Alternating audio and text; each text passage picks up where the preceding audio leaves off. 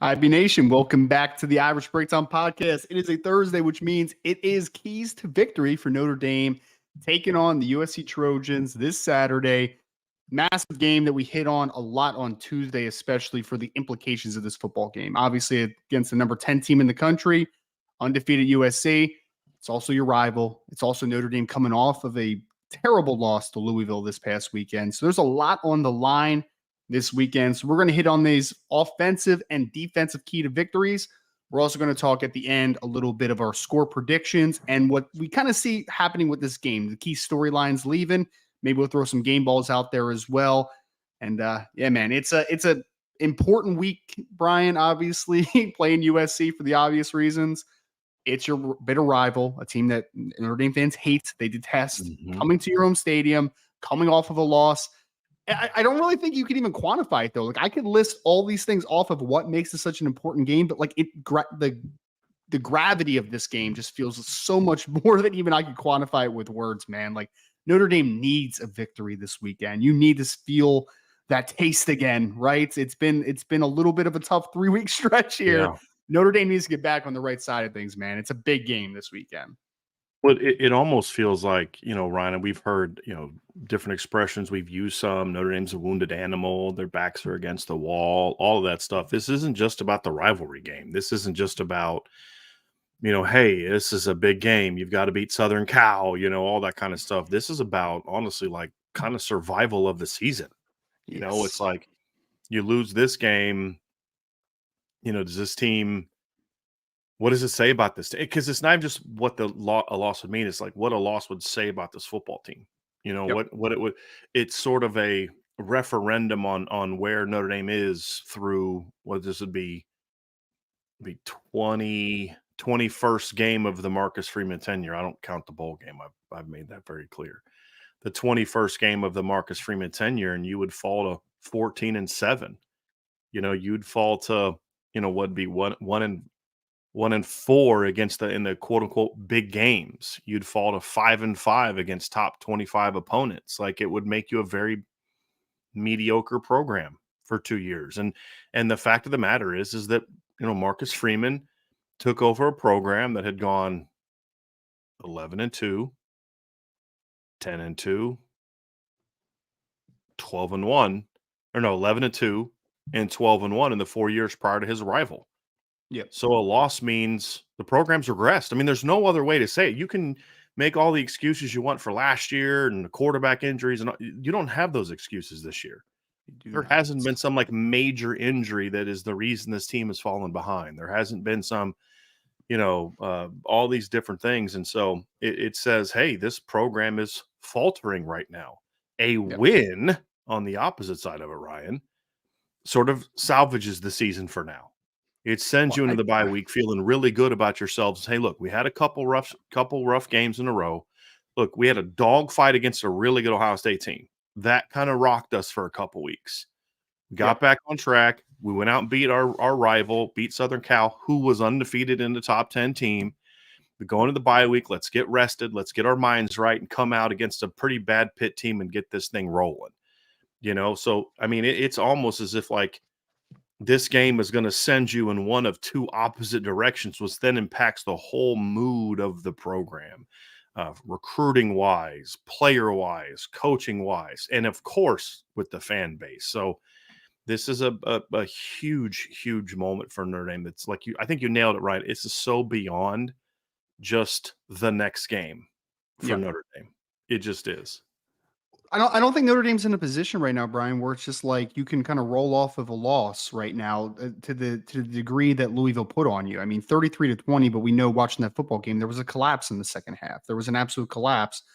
And I honestly think that the outcome of this game can propel you in two different directions, in my opinion, from a fan base perspective, like even like a little bit deeper than that, right? Because I always like to try to keep it like, let's keep it reasonable, right? We're talking about one football game in one season, but I do think there's like an overarching feeling around Notre Dame fan base this week leading up to this football game of 5-3, losing to both Ohio State and USC again in back-to-back years.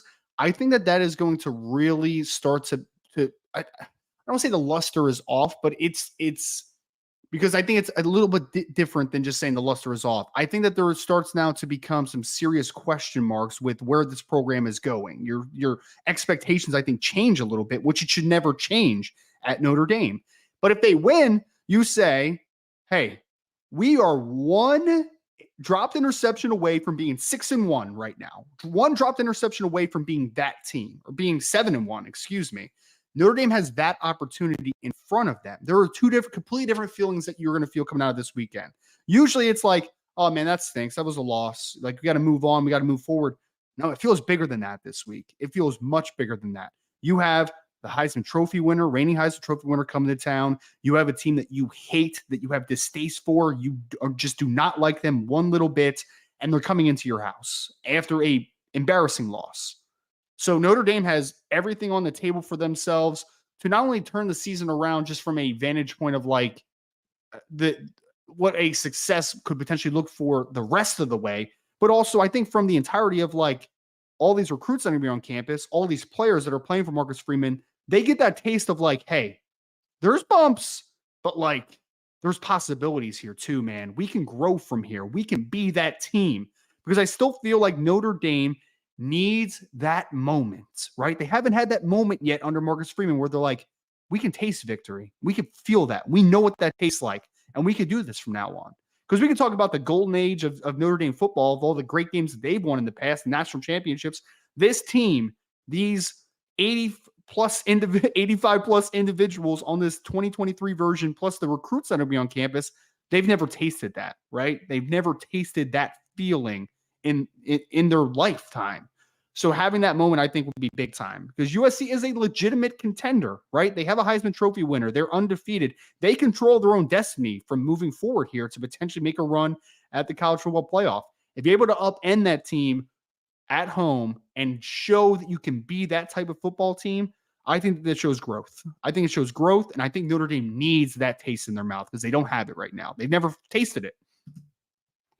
You could look back at the Clemson game last year as an example of that, but I would argue that the Clemson game last year was somewhat negated when you went out and lost to USC a few weeks later, right? Where this year you get an opportunity against a team like against USC, and then you get another shot at it. So it's about building momentum as a program, and that's what this is talking about. Is last year this case could be made that of the big three, you lost to the best two and beat the third. Yep. Well, if you go 1-2 against the big three again this year and your only win is against Clemson, it's the same exact storyline. You know, you're the team that gives Clemson their third loss, assuming they can even beat Miami and NC State the next 2 weeks.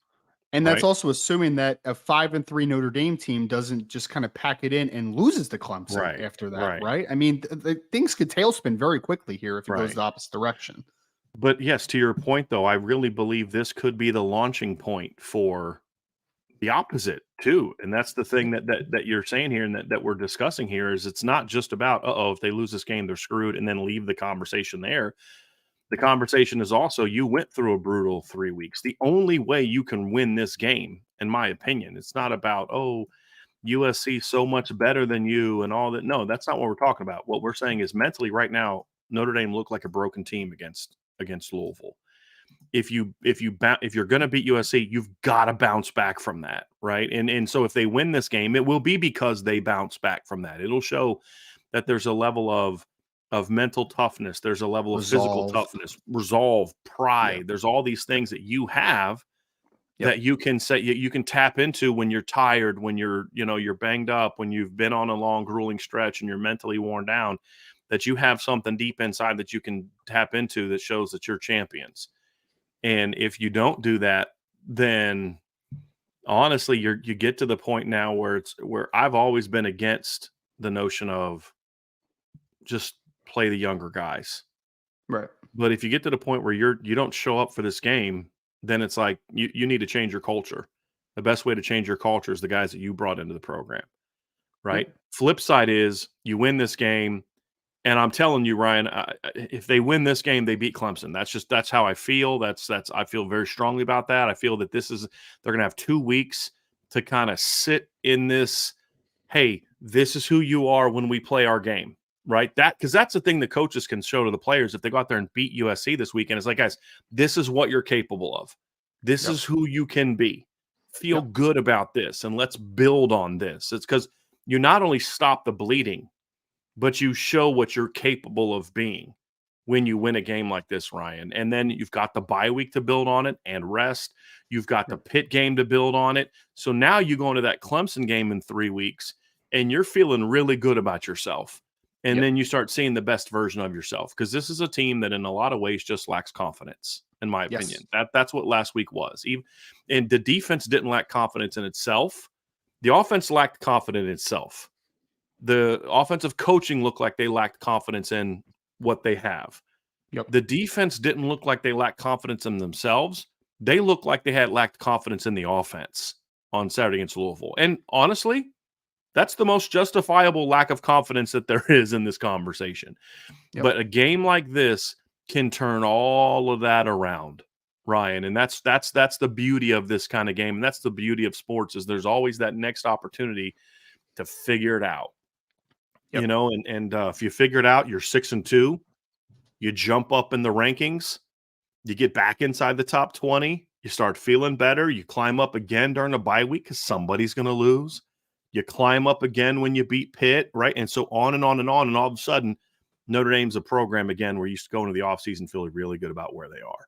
So that's the opportunity. And a lot of the stuff we talked about is the doom and gloom, but that's the reality of the split of where Notre Dame is. I really believe that. That's not hyperbolic. That's not a hot take. That's just the vibe you get when you're at the game on Saturday. It's the vibe you get when you just look at this team and how they're playing, and just the emotional place that they're in, is that this isn't just another game. This isn't just one of 12 guaranteed opportunities. It is that, but it's much more than that.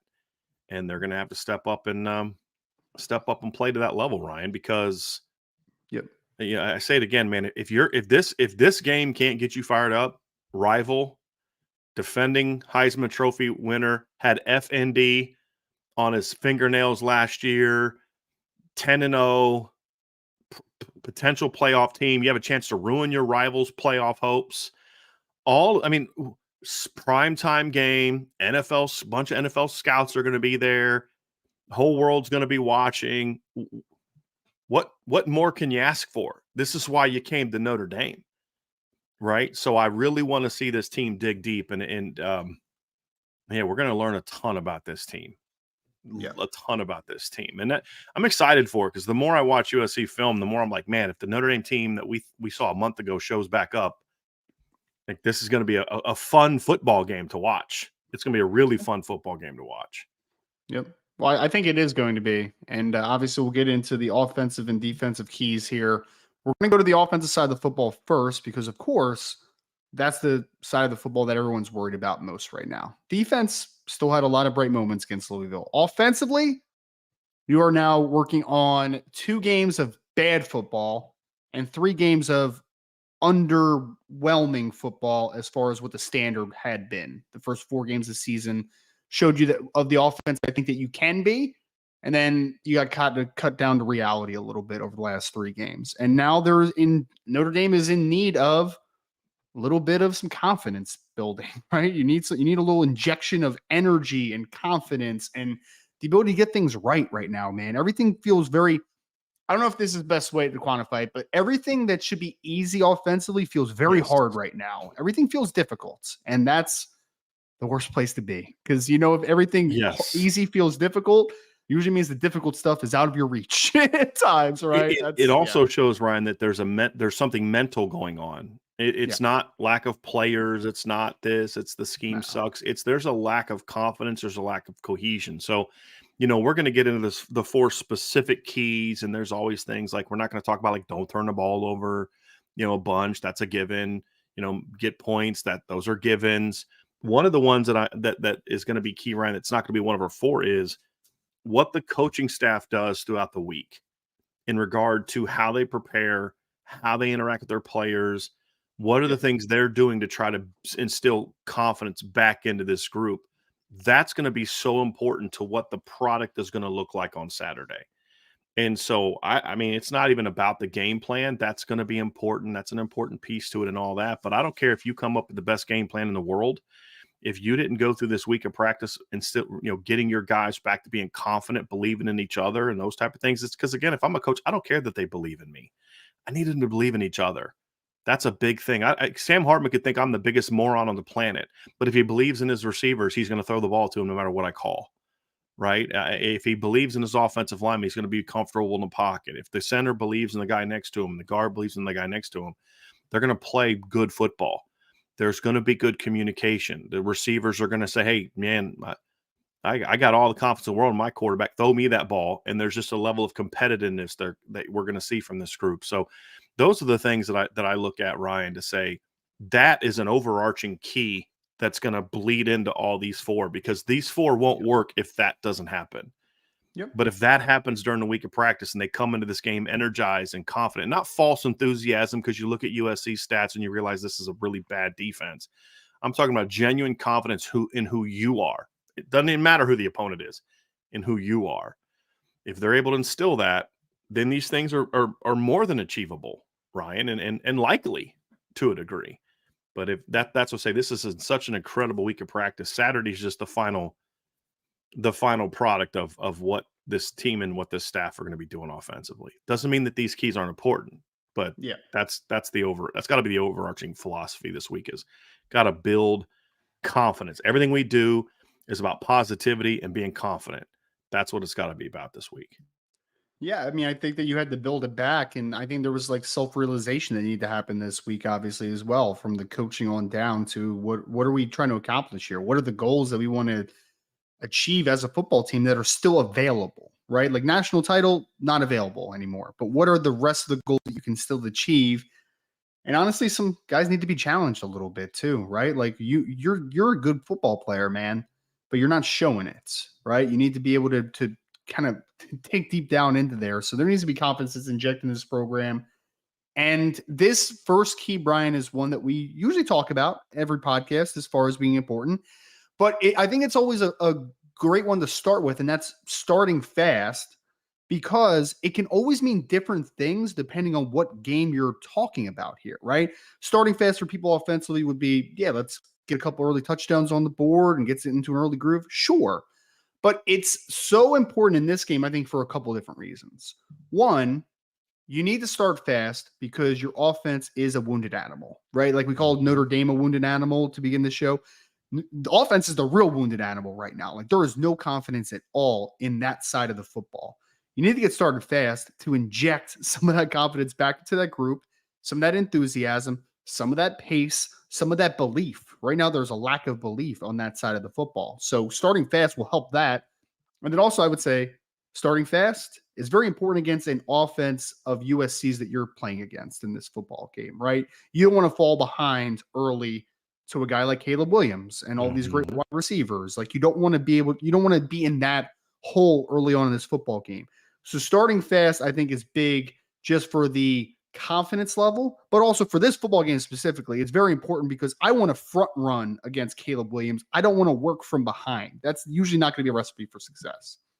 I mean, to me, Ryan, it doesn't even matter, honestly, to get to the whole practicality of USC if it doesn't affect the first part, right? Like you are absolutely correct. Look, you've got to jump out fast practically for two reasons. One is if your defense is able to make some early stops, you can get some early distance and then hold USC off the rest of the game, right? Because they're eventually going to figure it out.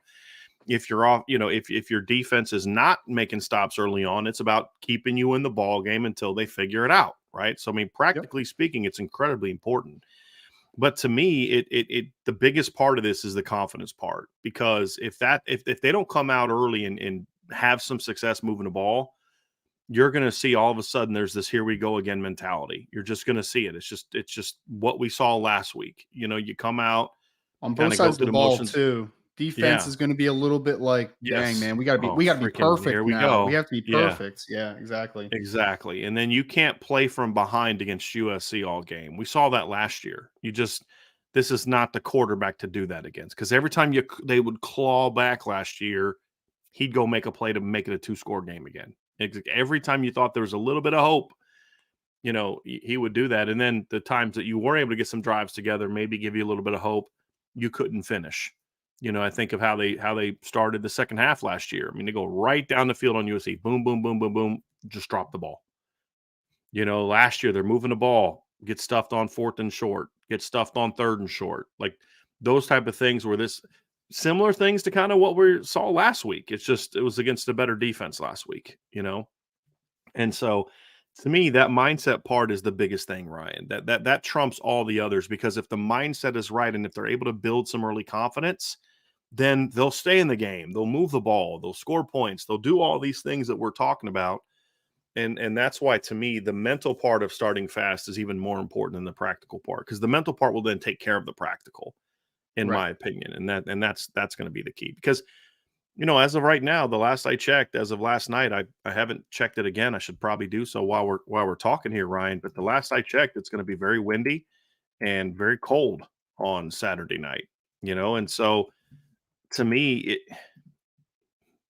that can only add to, in my opinion, Ryan, a sense of doom.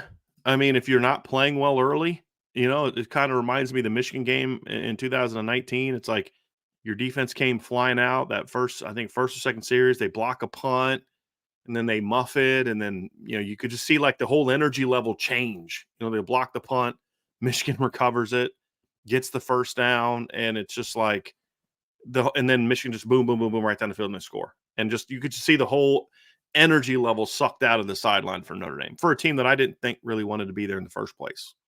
Talked with somebody before the game that was down on the field, and we had that conversation. And so to me, that's so important. I mean, I'm just going to keep harping on that. That if that doesn't happen, if the confidence doesn't get established, then numbers 1, 2, 3, and 4, from a practical standpoint, don't matter. Because now you're going to let USC build their confidence up on defense. Because here's the deal. This is the interesting thing about this matchup, Ryan. USC's defense is going through the same exact thing that Notre Dame's offense is going through right now. They're reeling. They can't stop anybody right now.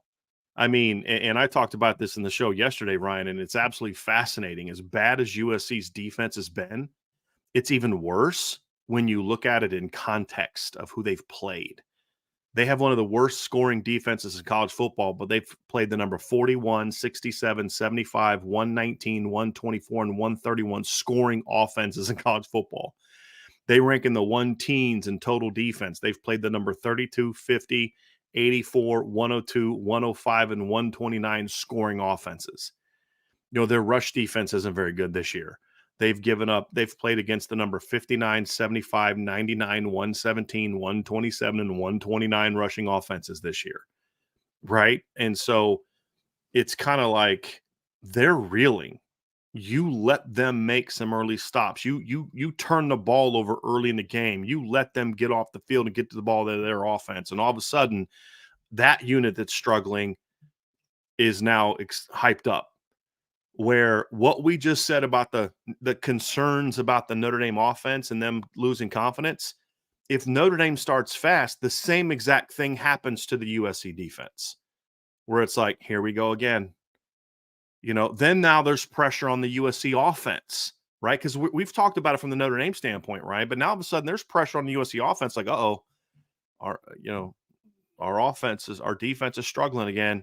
We got to be perfect. We got to go score every time.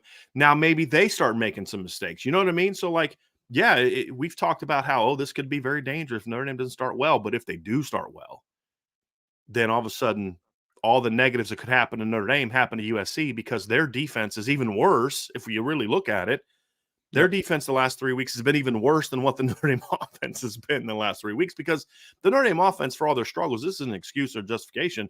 They've played 3 really good defenses in a row, where USC's given up points and yards to teams that aren't really that good on offense, right? I mean, Colorado's very good at throwing the football, and they threw the ball for a lot of yards, but Colorado on the season, get this stat, Ryan, against teams other than USC, so their other 5 games, Colorado has averaged 55.8 rushing yards per game. They ran for 193 against USC. They haven't even run for 90 in any other game this season. They went for 193, right? So it's like, it's a battle of 2 really struggling units, and whoever starts off the best is going to get that needed confidence boost and give the other side of the ball a much needed confidence boost. And the Notre Dame defense, to me, needs that even more than the USC offense does.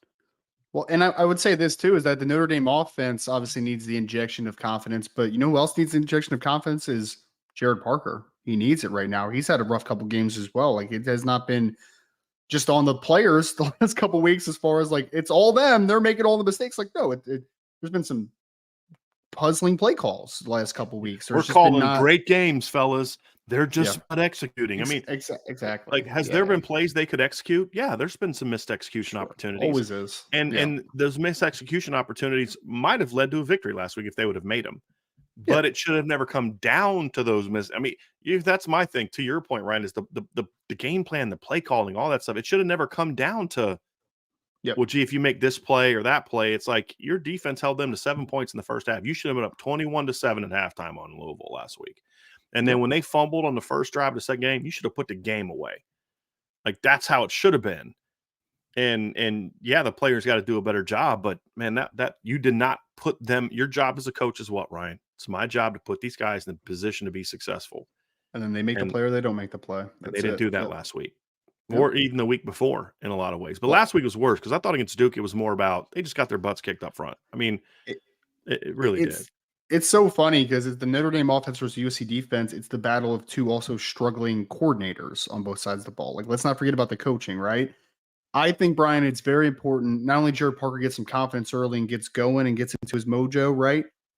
He's got to dominate Alex Grinch because, like, that's the weak point of this USC coaching staff by a landslide, in my opinion, is their defensive coordinator is not a very good one, right? Like, you can't just beat him, though, right? Like, I think it is like the bare minimum of you have to beat Alex Grinch in a one-on-one matchup this weekend. Yes.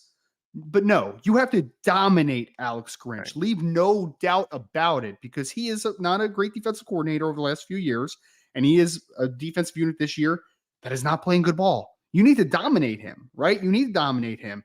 Get some of your mojo back against a guy that seems to also not be able to have any confidence in his game as well. Take advantage of Alex Grinch this week. Take advantage of the fact that he is also struggling. Can we do that? I mean, we need that, man. We need, especially after last year, different offensive coordinator, obviously. Tommy Rees compared to the Jared Parker last year, but the USC defense was not good last year either. No. But they took Notre Dame's run game out of the game last year. Like, nope, you're not doing that. You have no excuses this year, man. You cannot let that happen again. You need to figure it out offensively as a play caller as well, in my opinion. Let's go to key number 2, Ryan. And this ties in very well to what we were just talking about. You have to make USC pay. And so we thought about, do we talk about the importance of running the football? Do we talk about dominating line of scrimmage?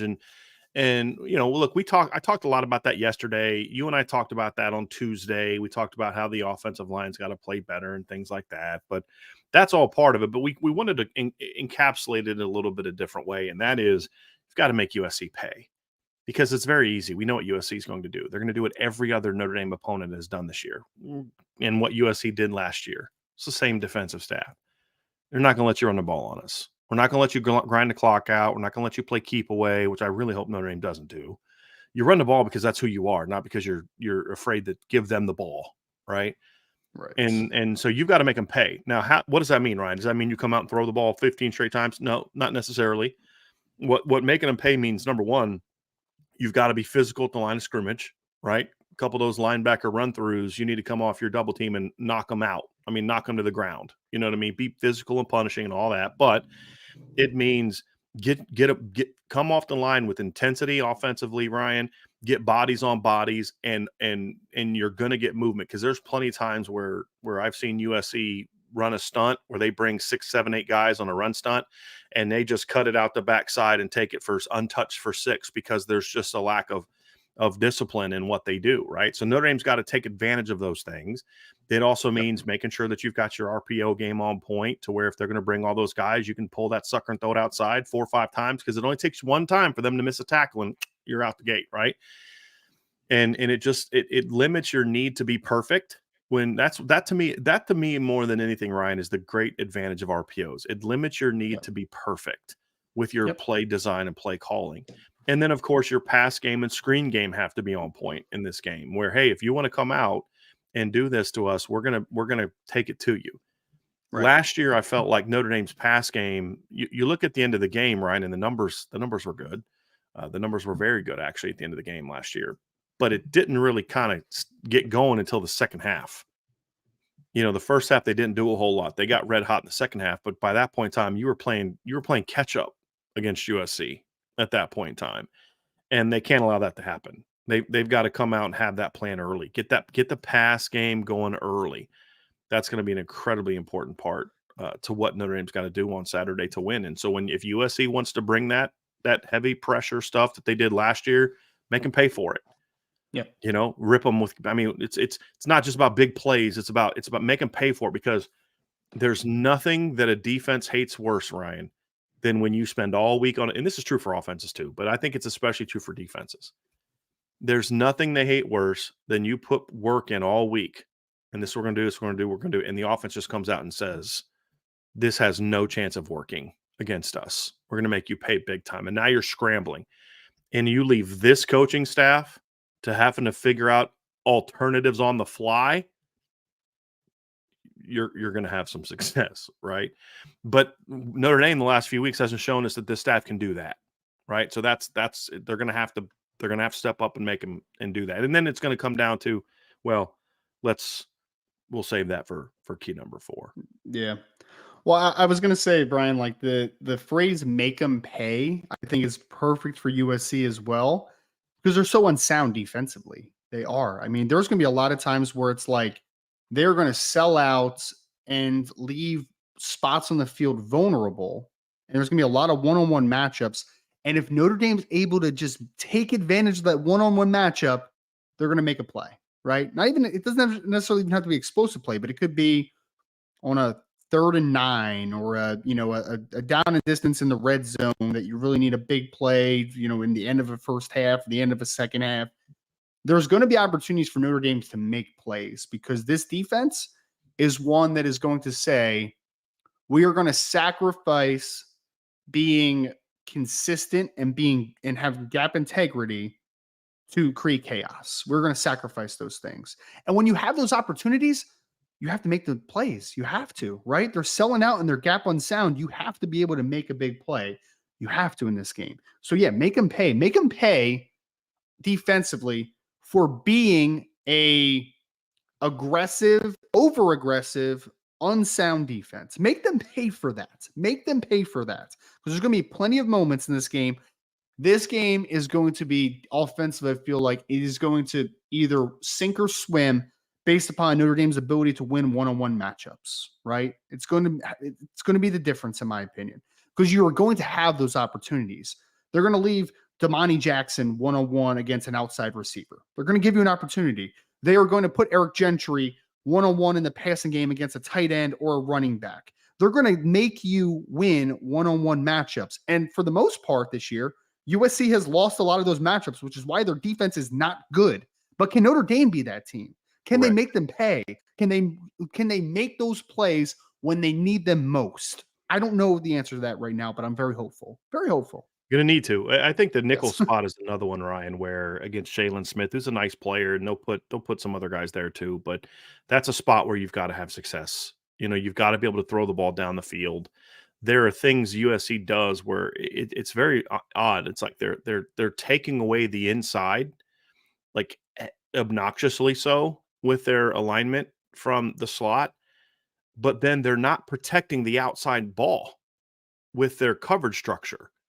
You've got to find ways to exploit that, right? And part of this is just going to be, Sam Hartman's going to have to come out and say, listen, I've got to throw some balls up and give my guys chances to make some plays. I mean, Drew Pine did that against Arizona State. Against USC this year. He did not play well in that game. He played much better against USC last year. But there's just a few times where Drew Pine just said, all right, I got a one-on-one. I'm going to throw it up and let my guy go make a play. And they did, right? So that's going to be a big part of this, is just let your guys go make plays, right? Because you're going to get those one-on-ones. And then if Sam does that, you've got to do that. But I keep jumping ahead to number 4. Let's go to number 3, Ryan, appropriately number 3, third down success. Yep. Notre Dame's third down offense. So let's kind of share what went into why this was going to, why, because we were kind of back and forth on, okay, do we go early down success or do we go third down? And the whole point was, let's go third down because the last 2 weeks you've gotten into a lot of third and shorts. Ohio State, you had a 3rd, 2, and a 4th and 1 back to back. Your early downs were not the problem. It was 3rd and 4th down that was the problem, right? And so it's not like Notre Dame's not not struggling and they're getting in too many 3rd and 11s. Like, yeah, that has happened a couple times, but you're not even converting the 3rd and 1s. You're not even converting the 3rd and 2s, much less the 3rd and 9s. So third down success, Ryan, and everything that goes into that, obviously getting into manageable third downs, but dude, you've got to have a better third down plan and you've got to execute your third down plan at a higher level. Third down, to me, this lack of success, Ryan, is twofold, and it's equally twofold. It's the plan has been what? And the execution has been, oh my, what was that?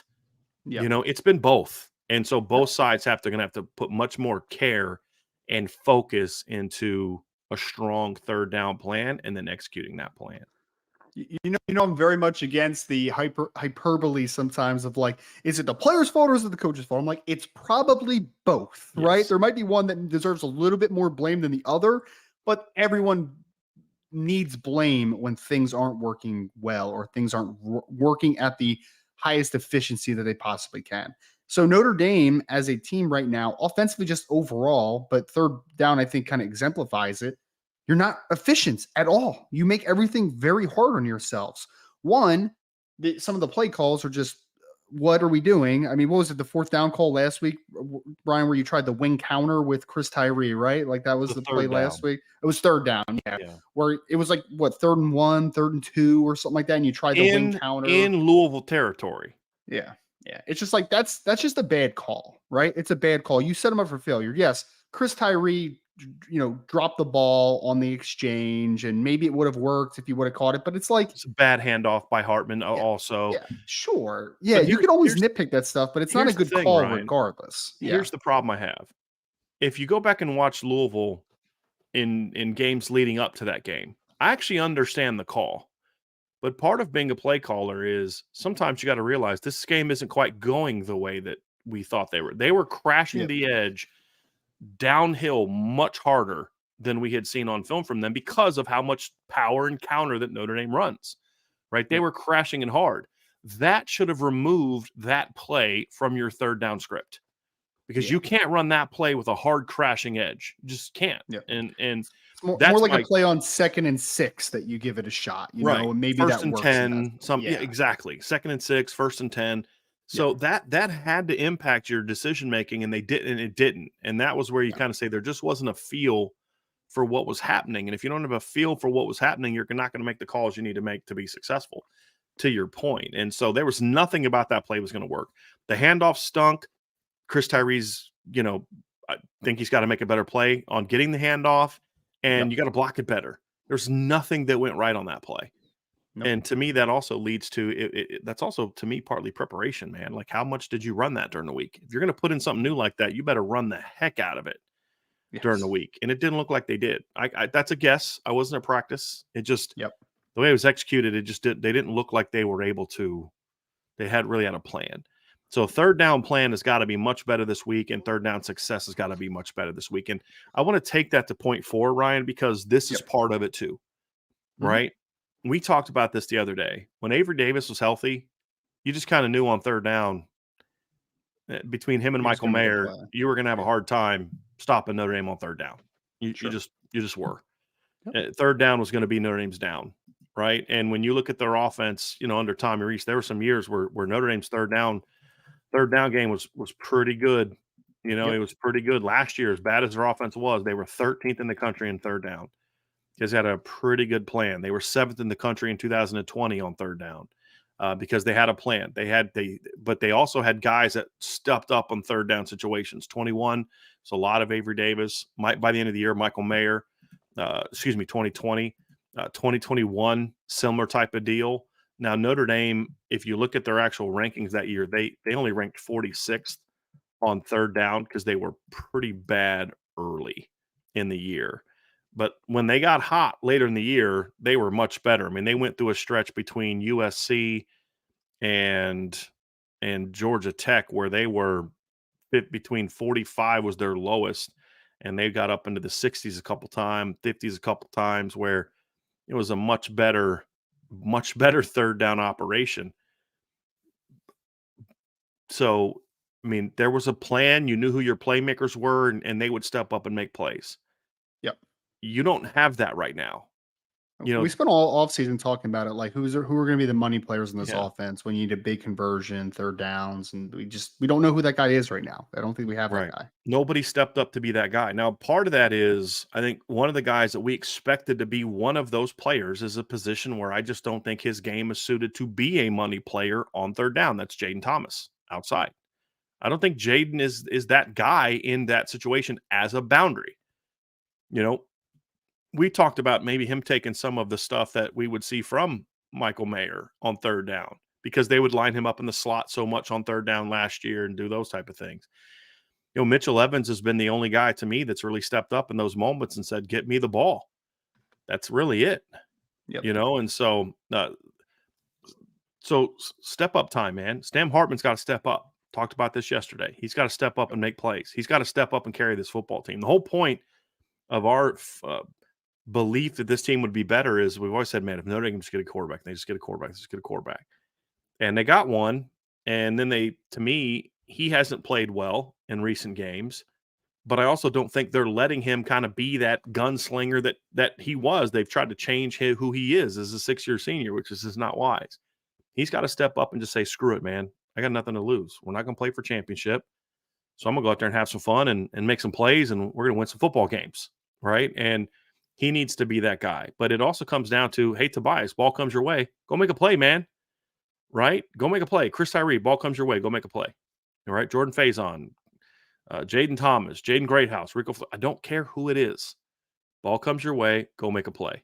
3rd and 3. Zeke, Rocco, play whoever. Go make a play. And making a play is kicking my guy's butt across from me, doing my job and kicking that guy's butt. It's a mentality. And so to me, Ryan, it comes down to, yes, the scheme's got to be better and all these other principles, but at the end of the day, you win these games because certain guys step up and say, I got this. And we don't know who that's going to be for Notre Dame, but somebody's going to have to step up and be that guy. Somebody's, because it can't be one guy against USC. No, it's got to be multiple. You need at least, somebody at receivers got to step up. Somebody at running backs got to step up. Quarterback's got to step up. Your line's got to play better. And this is one of those weeks where it's Joe Walton, Zeke Correll have got to kind of lay down the law and say, hey, fellas, what we did in the last 2 weeks isn't acceptable. This is Notre Dame. We're going to go out there and do something about it. Yep. No, I think it's really well said. Because I think that for me, it's like the only money play we really have seen for the most part this season so far is the Sam Hartman 4th and 16 scramble, right? Where you're like, oh, that's why you brought Sam Hartman here. That's fantastic, right? That's a big time play. You need more of that, man. And it can't just always, like, Sam Hartman needs to play a lot better, but he also needs to have guys that can also make those plays too, right? Because he's not a dual threat in the traditional sense of like he's going to pull and keep all the time and he can create a big play by himself outside of structure. He's not a Vince Young type, right? But he can make plays to get the ball in other people's hands. But from there, Chris Tyree, Mitchell Evans, we've seen Mitchell Evans make some of these plays, right? We've seen it already. But Chris Tyree, Jaden Greathouse, Jaden Thomas, your point's very valid. I don't care who it is either. I don't care. As long as Notre Dame gets a first down, I could not care less how they get it. Could not care less. I'm about the operation to get to a final result, right? I'm about getting to that. And I am also in the belief of if you want to be the best possible team you are, you need a bunch of guys that are like that, right? The big time money players. Because Clemson had their guy back in the day of Hunter Renfrow, but like they also had, Mike Williams and Sammy Watkins at some points. Well, and they had a bunch of guys, And Ryan, I've brought this up before, right? Because we're not talking about just third down now. We're talking about just overall stepping up. I've made this point before. I remember the 2016 title game that Clemson won. They were down 14-0 at Bama. Who was the guy that made the play to spark the offense? It wasn't Mike Williams. wasn't Amari Rogers. It wasn't Deshaun Watson. It wasn't Wayne Gallman. It was Deion Kane. Oh, He catches a little screen pass, makes a couple guys miss, and then gets up the side. I mean, he made a play. It wasn't like he hit a tunnel wide open, great play call. He made multiple guys miss and then went. He went and made a play, right? Mike Williams made some plays that game, right? So Deshaun then that's what sparked all those other guys. Yep. And sometimes that's what it is. Like, hey, dude, I only made one play, but that play sparked my team. I don't remember Chris Fink making any other plays against Michigan. But I remember that one play that really just kind of broke that game open, right? That great catch. Now, at that point in time, you were beating Michigan convincingly, but you weren't pulling away from them yet. And that kind of helped you pull away.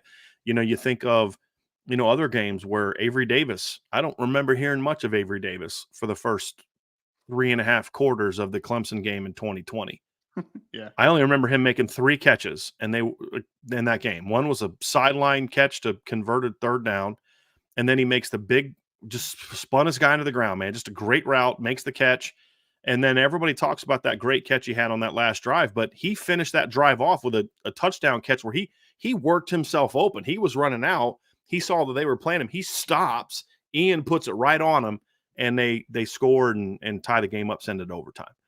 Right? I mean, that's the thing, Ryan, is you've got it. It's not just your studs. It's who stepped up in that game, right? Javon McKinley had some big plays in that game. Kyron had a big play in that game. Avery Davis made some big plays in that game.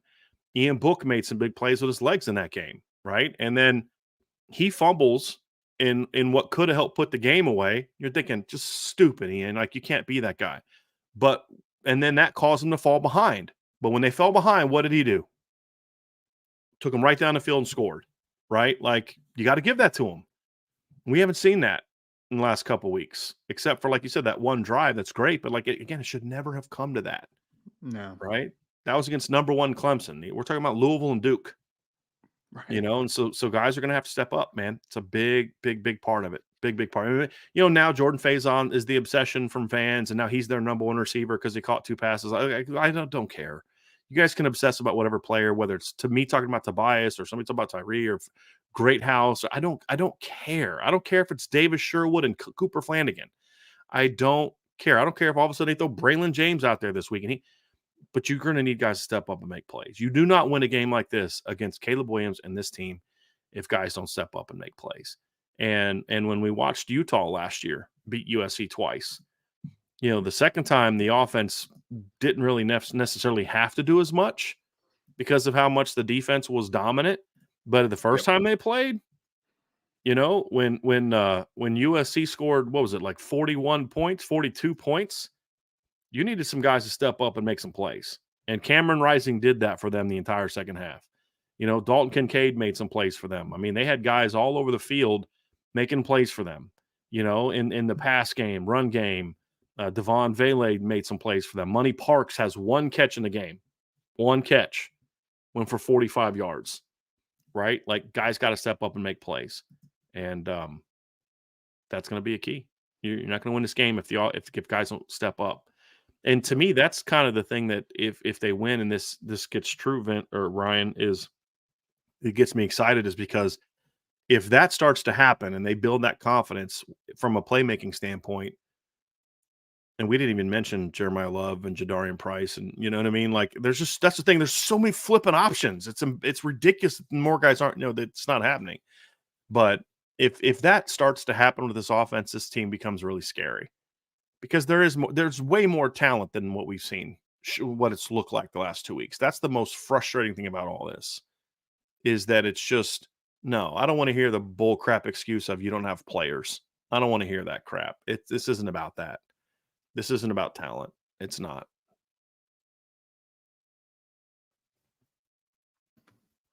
I pushed the button and it still didn't unmute me. Whatever. It's all good.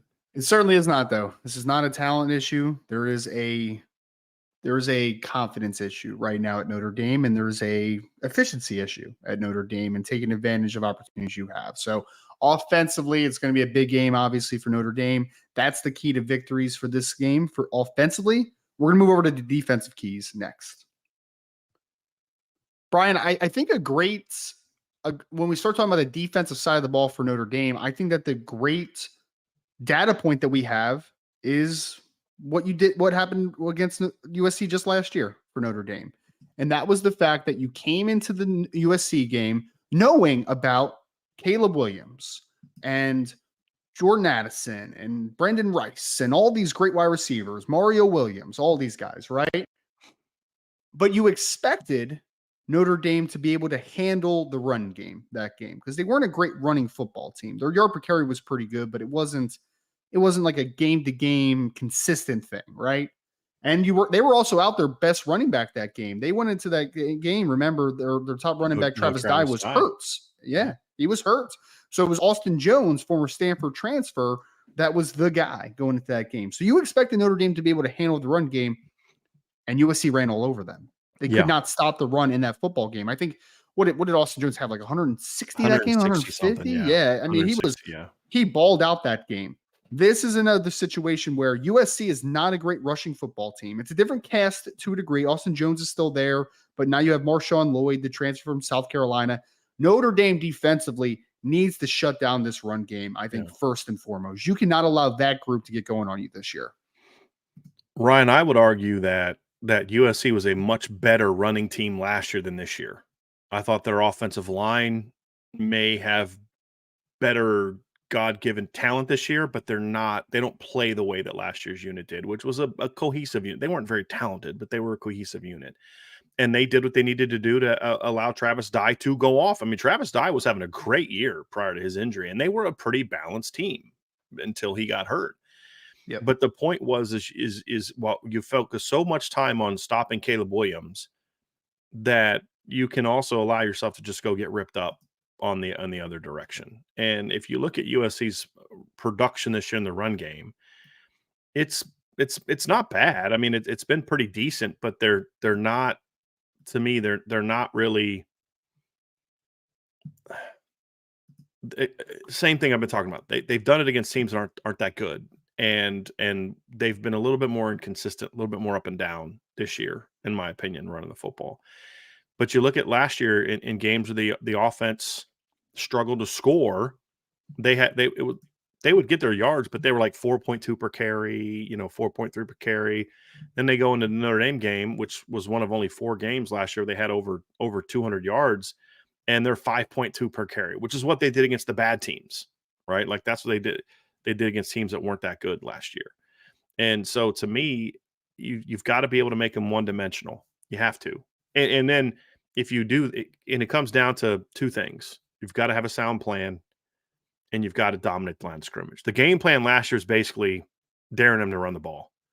And USC said, cool, we got that. And we will certainly do that. Yes. And yeah.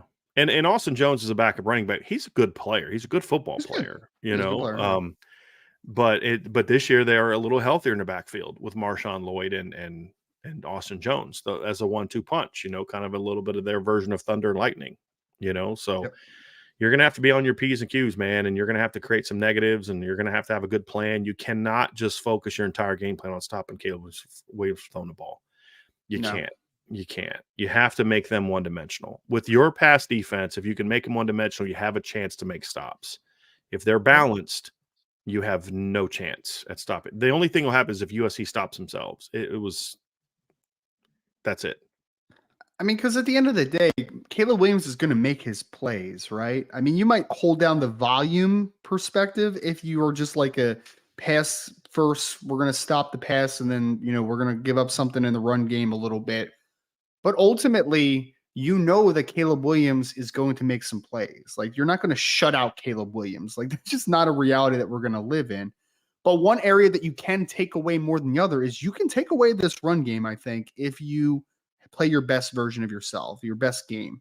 Because Notre Dame's defensive line has played really well this year. They have. I mean, Howard Cross has been very good. Riley Mills has been good. From a run game perspective, Devontae Jean-Baptiste has been good. Jordan Botelho, for the most part, has been very good in the run game this year outside of this past game. I mean, your defensive line has done a really good job in stopping the run and being more physical this year. USC which is a traditional under Lincoln Riley. They're more like an inside zone type of system. But this year, they're a little bit more downhill with Marshawn Lloyd as their running back, because he's not the fleetest of foot running back in the world, but he is a determined, physical downhill thumper. I mean, he's 220 pounds. He's a physically dense dude, right? So they're going to try to, I think, inflict on Notre Dame a little bit, right? They're going to try to chip away at Notre Dame from a run game perspective. They're going to try to get that run game going in this one. Howard Cross, Riley Mills, the linebackers, the rest of the defensive line, they need to be up for the challenge, man. Make this team one-dimensional, because at the end of the day, Caleb Williams is going to make some plays. It's about making enough plays on your side to take that fully away, right? But the run game, you can't allow this team to get the run game going, because you know who else is going to really work off of a run game and be successful? Caleb Williams, right? Like you got to stop the run game. That is numero uno, which leads to number 2, is that you need to harass Caleb Williams. You need to harass him. Because if you dominate in the trenches in the run game, it leads to getting after the quarterback and making him get off key, right? Yep. I mean, to me, Ryan, this has got to be a D-line game, to your point. And I was actually going to interject something into point 1, but it carries into point 2 as well. Mm-hmm. And that is this can't be a game where you're bringing 6, 7 guys, because I promise you, if you're doing that all the time against this team, they will gash you. You may get some negatives, you may get some stops, but there's going to be that one time that you bring a double outside pressure and Caleb Williams keeps it and he's gone. Yep. You know, and because you got look, here's the deal. Last week to me was the best offensive mind you faced this year, with all due respect to Ryan Day. And the difference is with that Ohio State game, you know, they got Notre Dame's best defensively that day. Yep. And I would argue that Louisville is geared more towards doing things schematically that can hurt Notre Dame than Ohio State did. But it came down to this, Ryan, is they schemed to beat Notre Dame's blitzes in that game, and that's exactly what they did. That's where their gashes came from. Is they said, you may stop us here, you may get some negatives here, but when we catch you, we're going to catch you big. And to me, that's why this has to be a D-line game. This has to be one where it's like, look, we've got to let Riley Mills and Howard Cross eat. We've got our ends have to play well. Ryan, I talked yesterday in my players that need to step up breakdown. It starts with your edge players. It's got to be they've got to play better. Javonte Jean-Baptiste just needs to keep doing what he's doing. It was more so he's got to keep doing what he's doing. Nana has to play when he's in the way he did last week. But you need your Vipers top to bottom to be a lot better than they were last week, because the position as a whole was just not good last week. No. And so you're going to need them to be good, because if you can't make stops in the run game with your front four, and what I mean by that is they're kicking butt, and the linebackers are able to make reads and flow to the ball without being touched. That's what I'm referring to when I say stop the run. It doesn't mean that they've got to make 37 tackles by themselves. It means they're controlling the action. The running backs are forced to make early cuts and bounce, and then the linebackers can rally to the football.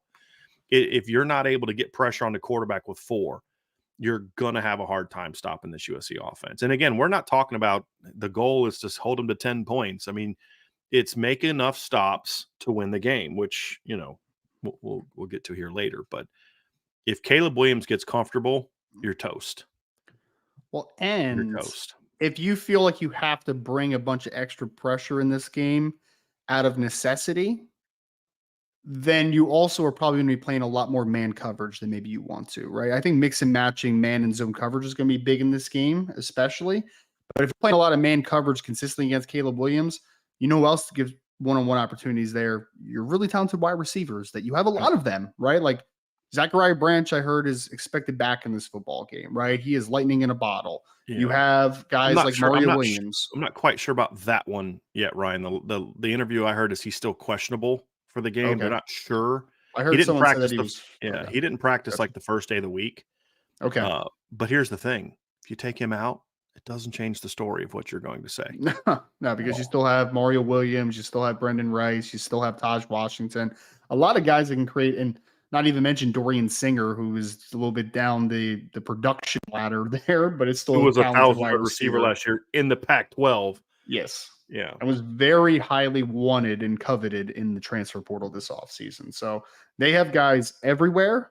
Austin Jones can catch the football out of the backfield. I think Luke McRae is their tight end that's been pretty productive for a little bit of portion of the season. So they have guys that can hurt you in one-on-one matchups. So if you get into a funk where it's like, dang man, we can't get to the quarterback unless we bring 5 or 6 or more, then you're going to get burnt at some point this game. You are, because Taj Washington or one of those guys, they're going to make a play at some point if you consistently just do man-on-man coverage. Because here's the deal, Ryan. Notre Dame's a very odd secondary right now because it sounds like I'm in the minority on this, but I think they can flat out play man-to-man all day against USC on the outside. The problem is I don't know a lot of coverage schemes you can do where you're only man-to-man at corner and not other places, right? I mean, there's some man zone schemes, but the reality is if you leave your slots and your safeties in a lot of man coverage situations against them, to your point, that's where they're going to burn you. That's what Ohio State did, and that's exactly what Lincoln Riley did. But here's the difference. Lincoln Riley doesn't have to move guys into the slot to have success the way that Ohio State did with Emeka, although it was not – I mean, they do that. I mean, it's not like they did it only for the Notre Dame game. He plays a lot in the slot. But they went to it that was their go-to in this game was let's go after their safeties, their linebackers, their nickels. And look at this team, and they're the same exact way. They will throw the slot to the slots and the tight ends and all day long. They're going to hit that stuff where even against good corners, they're going to run schemes. They're going to allow them to kind of get separation coming in on in cuts and different things like that. That you don't need much of a window for Caleb Williams to get the ball into you.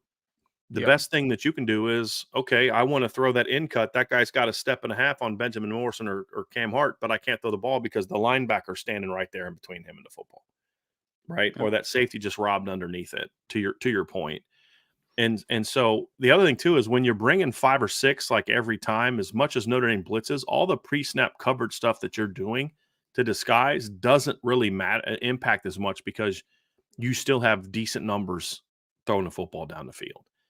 And the reality is Notre Dame hasn't faced a kid like this. With all due respect to Kyle McCord and Riley Leonard, and they're different players than him, because he can make throws that just honestly, Ryan, nobody else can. Not in college football right now. And it's not just about arm strength. Like Joe Milton's got a stronger arm than Caleb Williams, but Caleb Williams is he's in that league of the Pat Mahomeses and the elite quarterbacks because he can also place it. Especially that's been the biggest change for me this year. His ball placement has taken an even bigger jump this year, even than last year, where he was pretty good at it. Ryan, is he's in a position where he kind of put the ball where he wants to put it now, and that's why they've been so successful. So, I mean, you've got to do things to mix it up, and you can't do that if you're always bringing 6, and 5 and 4 from the side and all that. Now that doesn't mean those things aren't used, because to me, Ryan, if you do this properly, then all of a sudden, just like the Duke game, then all of a sudden, when you do bring pressures, those things tend to hit home a little bit more. You bring that corner fire, you bring that linebacker off the edge. Those things now impact a little bit more because they're trying to get used to handle the front four. And because you turn your D-line loose, as we talked about in the Duke game, when the linebackers do come free, they're coming free 2, 3, 4 yards into the backfield as opposed to at the line of scrimmage, which gives quarterbacks, especially one like Caleb Williams, time to say, and here it comes. He's free, but he's about a yard deep, and I'm going to get outside and get away from him. And when you do pick those moments to try to heat up Caleb Williams, you got to finish plays, man. Like, this is one of those dudes that, like, even if you bring 5 or 6, it does not mean that you're going to corral this kid and get him on the ground. Like, it just doesn't. It doesn't mean that he's a special kid, man. I mean, he's magic at times. He really is. He makes some plays sometimes that. There's about, and I'm going from college football and NFL for a second, right? There's about 3 to 4 guys on the planet Earth that can make some of the plays that Caleb Williams can make. There's just not many of them. There's just not. There's not that many that are Pat Mahomes, Josh Allen. Yeah. Who? Lamar at times, like at times. That's about it. I mean, you wouldn't put Joe Burrow in that category because he doesn't have the power. No, it's Caleb much has. different. It's much different. It's a different type of game. I might put a Drake May at times in that. What about Herbert? At times, the guy from the Chargers. At times, Herbert at times, yeah. He. But again, Ryan, we're talking about a very small list of guys. Trevor Lawrence, 5 max. Right? Yeah. Yeah. It's a short list. Very short. What's number 3, Ryan? And I did this 3 times because it's point number 3, but also to emphasize tackle, tackle, tackle. You got to tackle, man. Because Lincoln Riley, first of all, you got to tackle because you've been bad at it, number 1. Yep. And number 2, because that's what's one of the great things about Lincoln Riley's offensive system is they're going to get you in space. Yep. They're going to create space. Like you got to make stops. Whenever they catch the ball, stop them right there. When they run the ball, don't let Marshawn Lloyd, make the third guy tackle him, because now all of a sudden your 2nd and 11 or 2nd and 9 just turned into 2nd and 3 because you didn't make that initial hit. That's kind of back he can be too, Ryan. You talked about it the other day. The contact balance he has is impressive. He's not the speed guy. He's never been a speed guy. He was always kind of that. But he lost a little bit of juice from high school because of the injuries. Yep. But his balance, his feet, his vision, they're all there. If you hit him at 9 yards, and it's got to be a 1-yard gain. Right? I mean, you can't let him turn it into 2nd and 3, 2nd and 4. You can't let the receivers turn a 3rd and 4 or a 3rd and 9 caught short of the sticks into a first down. You can't let a guy that catches the ball at 15 yards turn it into 40. Yes. Gotta. And you nailed arguably the biggest one. When you get a shot at Caleb Williams in the backfield, you've got to bring him down. Have to.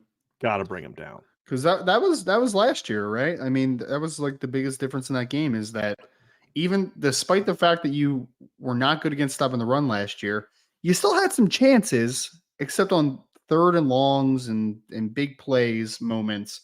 Caleb Williams just broke your back several times. And we've seen that as a Notre Dame fan base over the last few years, Brian. Like I even think back to like 2018 with Trevor Lawrence, where it was just like you had him dead to rights several times, but it's just like shrugs off a tackle, throws on the run, makes a big play. It's frustrating, man. It's super frustrating. I mean, you need to be able to at least keep this kid in check. I'm not asking you to shut down Caleb Williams, folks. I'm not asking you to do that because it's impossible. On the college level, it is very unlikely that you are going to completely shut down Caleb Williams. It's just not going to happen. But you can hold him in check a little bit. You can make him work for it, right? He's one of the many guys on this offense that can hurt you outside of structure of the offense, right? Marshawn Lloyd, not incredibly cat quick or explosive, but the kid can break tackles. He can break some tackles and create some extra yardage. Zachariah Branch, if he plays, is lightning in a bottle. Taj Washington can create plays after the catch. Brendan Rice, despite being a bigger guy, 6'3", 210 pounds, he can create some plays after catch as well at times. These guys specialize in this area. This is how Lincoln Riley recruits and tries to acquire talent, right? He tries to find guys that win in space. That's what he's always done. You think about guys like CeeDee Lamb, Marquise Brown, and guys that can win after the catch in different ways. You need to be able to limit the impact that these athletes can have, because we know that in any given moment, Taj Washington can break one for 50-plus yards. We know at any given moment, Caleb Williams can shrug off a defender and throw the ball 65 yards on the run for a big gain. Any moment that can happen. The play he made against San Jose State, Ryan, was one of the most stupid things I've ever seen in my life. When he was just and I mean that multiple ways. He fumbles the ball and then just turns around and chucks it. And you're like, what are you doing? And then it's like, 75-yard touchdown. Because nobody else could even dream of getting the ball far enough to where it could go over the defense's head, right? Like when that happens against Notre Dame, you got to tackle them, and those are the things. And it can't be, sometimes it's got to be force and incompletion, but even other times, Ryan, it's almost like even getting the incompletion and not the sack is a loss. It almost feels like disheartening. Like, man, I know it's 3rd and 10, but man, we had a chance to get them a 3rd and 20. I feel better about our chances to stop that one. But yeah, tackling is going to be a big part of this game. And I'll be honest, this is of all the keys that we've talked about. Yep. This is the one I'm the least optimistic about, just because of how this defense is played. I mean, this defense has done a lot of really good things this year, Ryan. I mean, a lot of really good things. But this right here, as much as some of the frustrating things they do schematically, has been their kryptonite in some of these moments. And it killed them against Louisville last week. Just killed them.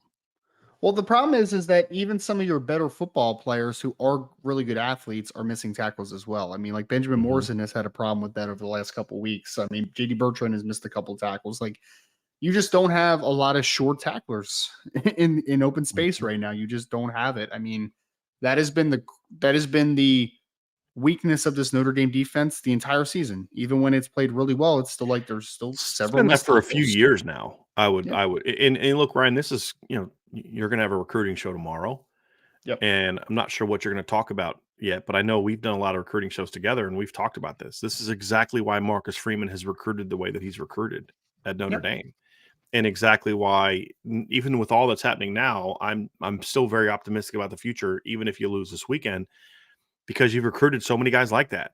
I mean, Yep. look, JD Bertrand's a heck of a football player. This is always going to be an issue for him. Yep. Look, Drew Tranquil's a star in the NFL. He just got a big free agent contract coming off. I saw 9 tackle game, but the one issue that Drew has had in the NFL and in college is he'll miss more tackles than other guys of his talent level because he's got very short arms. Right? Drew White had very short arms. I mean, that's just been an issue. A lack of length overall on a defense is going to lead to some of this. Because if you're slightly out of position and you've got shorter arms and you're kind of tall, it's a lot easier for me to make you miss and kind of put you on the ground, Sure. right? That's why you recruit length. A guy that didn't miss a ton of tackles in his Notre Dame career, or at least at the point of the ball, is Jeremiah Wusu-Koramoah. Did not. Why? He was long. Kyle Hamilton was long. Adetokunbo Ogundichi, long. And that's why they're recruiting the way they're recruiting. That's why they recruited Boubacar Traore. That's why they recruited Josh Burnham. That's why they recruited, a lot of Cole Mullins, Logan Armo Thomas, Newcomb. Bryce Young, Armo Mukum, Brendan Vernon, like Leonard Moore, Christian Gray. That's why they recruit a lot of these kids, because they're not they can run, but they're Bodie Cahoon, very Yep. long, kid. I think Tabron is pretty long too from the Yeah. film I've seen. Yeah. So yeah. So those are all things that you need, but the reality is, but that's not going to help you right now. Right Right. now, you've got to rally to the ball. You've got to take better angles of the football, because some of that stuff is just going to happen, Ryan. You Yep. can't miss tackles because you're out of control. You can't miss tackles because you took bad angles.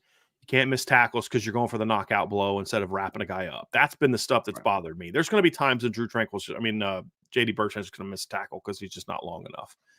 I Yep. understand that. Jack Kaiser might do that. It's the other ones. It's like, dude, you were out of control. You went high. Right. You He didn't tried break to hit down in space. right. Yeah. You took a bad Yeah. angle to the football. What are you doing there? Like, like DJ Brown. Yeah, he missed in space, but it's like that wasn't about even just about him being unathletic. That's about, dude, what kind of angle are you taking to the football right now? Right? Yep. Like that guy should never be able to juke you outside, because your goal is to funnel, to attack his outside so he can, force back where your help is coming from. And it's just things like that that really can frustrate you, Yeah. Sure is. But you've got to make those. And then point 4, Ryan, and this is a simple one too. You've got to make some stops. Get If off the fields. Get if off you the hold field. USC to under 20 points or less, I mean, Al Golden should be able to write his ticket to any NFL D coordinator job he wants. I Someone will mean, still want to fire him in the chat after oh, the there's no game. doubt. They could shut USC out and it'll still be like it's his fault somehow. But or they could lose 3-0 and there's gonna be somebody in the chat. Well, if Al Golden wouldn't have made this call on that one field goal drive that USC had, they would have, gone to overtime, nothing. And so fire him. That's Yeah. absolutely gonna be, and it is what it is. But the fact is you're probably not gonna do that. Right. I mean, maybe you have that game like Oregon State had last year, or Washington had, where the offense is just off, but you can't count on that, right? You've No. got to make stops. You've got to get, especially early.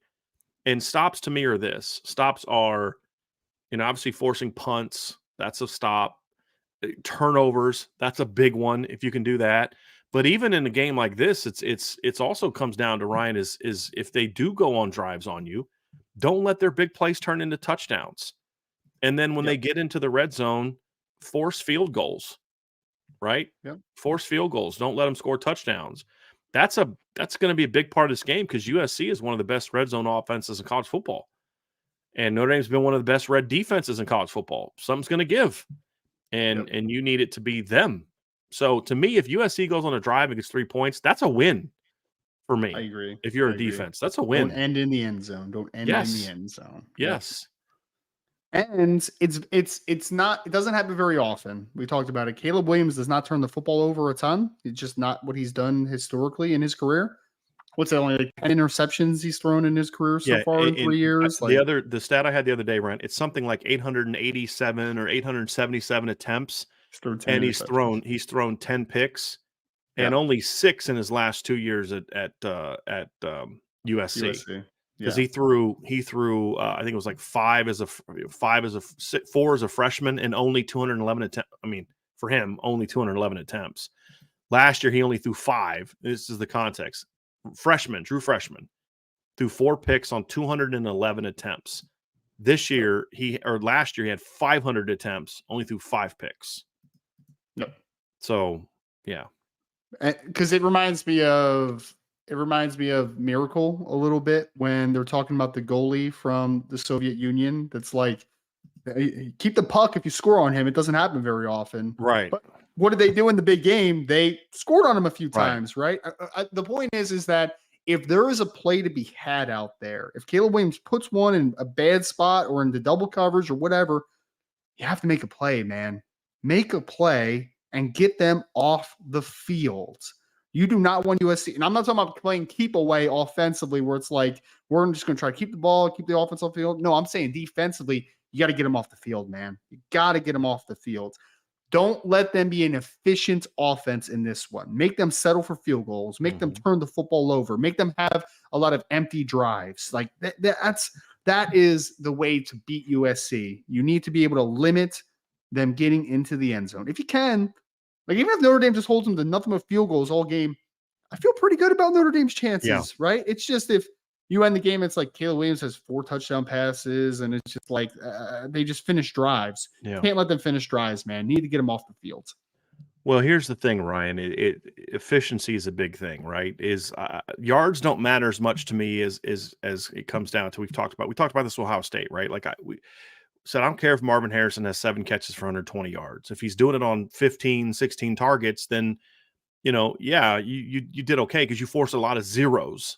And that's just, we ended up doing even better than that. But, you look at Caleb Williams and the production that he has this year, Ryan, throwing the football. I mean, last year he averaged 324 passing yards per game, had a 168 quarterback rating. This year he's averaging 303 passing yards per game. He's got a 206 passer rating.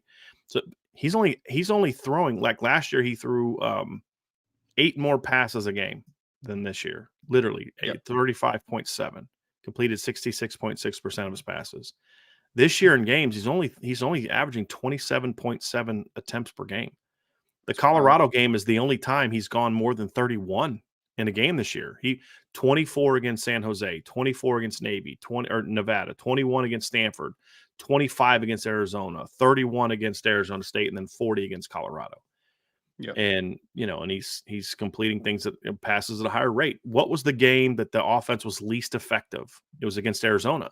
So they got 43 points. Only had 28 at regulation. What did we see in that game, Ryan? Caleb Williams completed 56% of his passes. That's it. Yep, 1 touchdown. Right. He was off. And they did some things defensively to kind of make him off, in my opinion. But you've got to create inefficiency. I mean, if Caleb Williams throws for 350 yards, but he does it on 50 attempts, 55 attempts, there's a lot of zeros in there. Or a lot of 2s and 3s in there, right? So it's got to be about that too. That's why the big plays are so important, right? Because this kid, it's really impressive to watch the level of efficiency he's displayed. Like you didn't think, how's a guy that's a Heisman winner improve? I think he's improved. I mean, not significantly because he was pretty great last year, but he's just such a more efficient, effective player this season. Yep. Part of that is because they were playing terrible defenses. Sure. But still, man, their defensive game plans are all geared towards stopping him. And he just doesn't make mistakes. You've got to make sure that he does that in this game.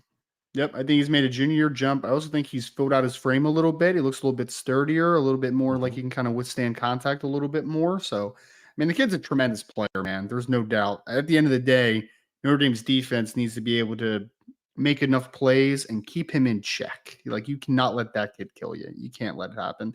And when there's mistakes that are on the table offensively for USC, you got to capitalize on them, man. Whether that's them, airmailing a ball, whether that's throwing into double coverage, whether that's just missing a read from a run game perspective, you got to be able to get them off the field in some capacity. You have to be able to. Don't let them make plays outside of the structure of their offense. Keep them in the structure and make plays on the structure. Like, that's you have to be able to do it, man. Yeah, it's going to be much easier said than done, right? Like all this stuff, hey, stop the run, be disruptive, tackle, and make stops. So that sounds simple. All right, yeah. Yep. And then you see that kid, number 13, back there, and you're like, yeah, this is going to be a little harder than we're used to this week. Yeah. Because if he doesn't play like Superman, Ryan, here's what it boils down to. If he doesn't play like Superman, they have a tougher time winning. Sure. And last week was a perfect example. That was by far his least effective game of the year. And they needed to go to double, triple overtime to beat a 3-3 Arizona team who had just beaten Stanford by a point the week before and who was not playing with their own starting quarterback. Right? The concern that I have is I almost kind of watched it and I was like, oh crap. Because what are the odds Caleb has 2 of those in a row? That was kind of my thought process. It entered my mind of like, did they just look forward to the Notre Dame game, like overlook Arizona a little bit? Like, that enters your mind a little bit. We'll see. Yeah, so we'll see if they can Notre Dame can replicate that. Special teams wise, Ryan, again, do no harm, as the great loose emoji always said, do no harm. But you got to make a play, man. You got to make a play. I mean, at some point in time, the special team's going to have to make some plays. And making a play, what does that mean? Okay, it means blocking kicks, obviously, is making plays. It means ripping off big gains on the return game. But it also means kind of doing what to the opponent, what teams are doing to Notre Dame. You kick off, you you induce a return, and you get them inside the 20. I mean, it just comes down to you got to make some plays. And that's what it's going to come down to for me. I'm not sure, especially if Zachariah Branch plays, there's zero chance, unless the wind prevents me from doing so, that I'm giving him an opportunity to return a kick. Zero chance. Zero, yeah. Or a punt, for that matter. Yes. Like, you're a bad football coach. Punting to me is a little harder to completely prevent. But yes, I'm trying to do what I can. But if unless the wind forces it to happen, if you allow him to return, you are not a good special teams coach. Right. I think field position matters a lot in this game. One, you're an offense that's struggling, so you want to have short fields as much as possible. And defensively, look, USC is going to score some long drives regardless. Like, they're a very good offense, obviously. But keeping them a longer field position, let's do the law of averages thing, right? They're more likely to not score on long fields than they are on shorter fields, right? Like, don't hurt yourselves with especially that, man. 7, Keep Ryan. Longer. Especially 7. They're less likely to get 7 in those situations. Maybe because if you pin them at their own 15 and they go 60 yards, then guess what? They're in field goal range, not touchdown range. So.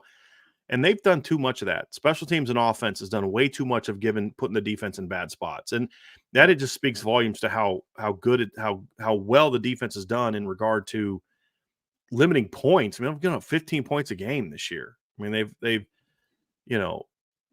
Louisville's really the only team that scored on them. But even then, Louisville was a lot like NC State. They put some points on late when the offense had kind of given up, basically. I mean, a 7-7 game at halftime. What more can you ask from your defense on the road against a top 25 team?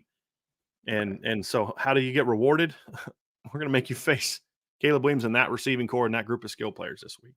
But that's why it's got to be a trench game, man, because, when Notre Dame played USC in 2017, that was a pretty loaded group of skill players as well, Ryan. Sure. Not like this, but that was pretty good. I mean, you had Deontay Burnett, transfer from Washington. He was from Washington State, right? I believe transfer from Washington State. Tyler Vaughn, Stephen Mitchell, Michael Pittman. You had Ronald Jones as your running back. Stephen Carr is one of your running backs, and you had Sam Darnold at quarterback. So that was a pretty talented group too. But why did Notre Dame keep that offense in check? What was the reason? They dominated USC in the trenches. That's why. Yep. And that was a USC team that year,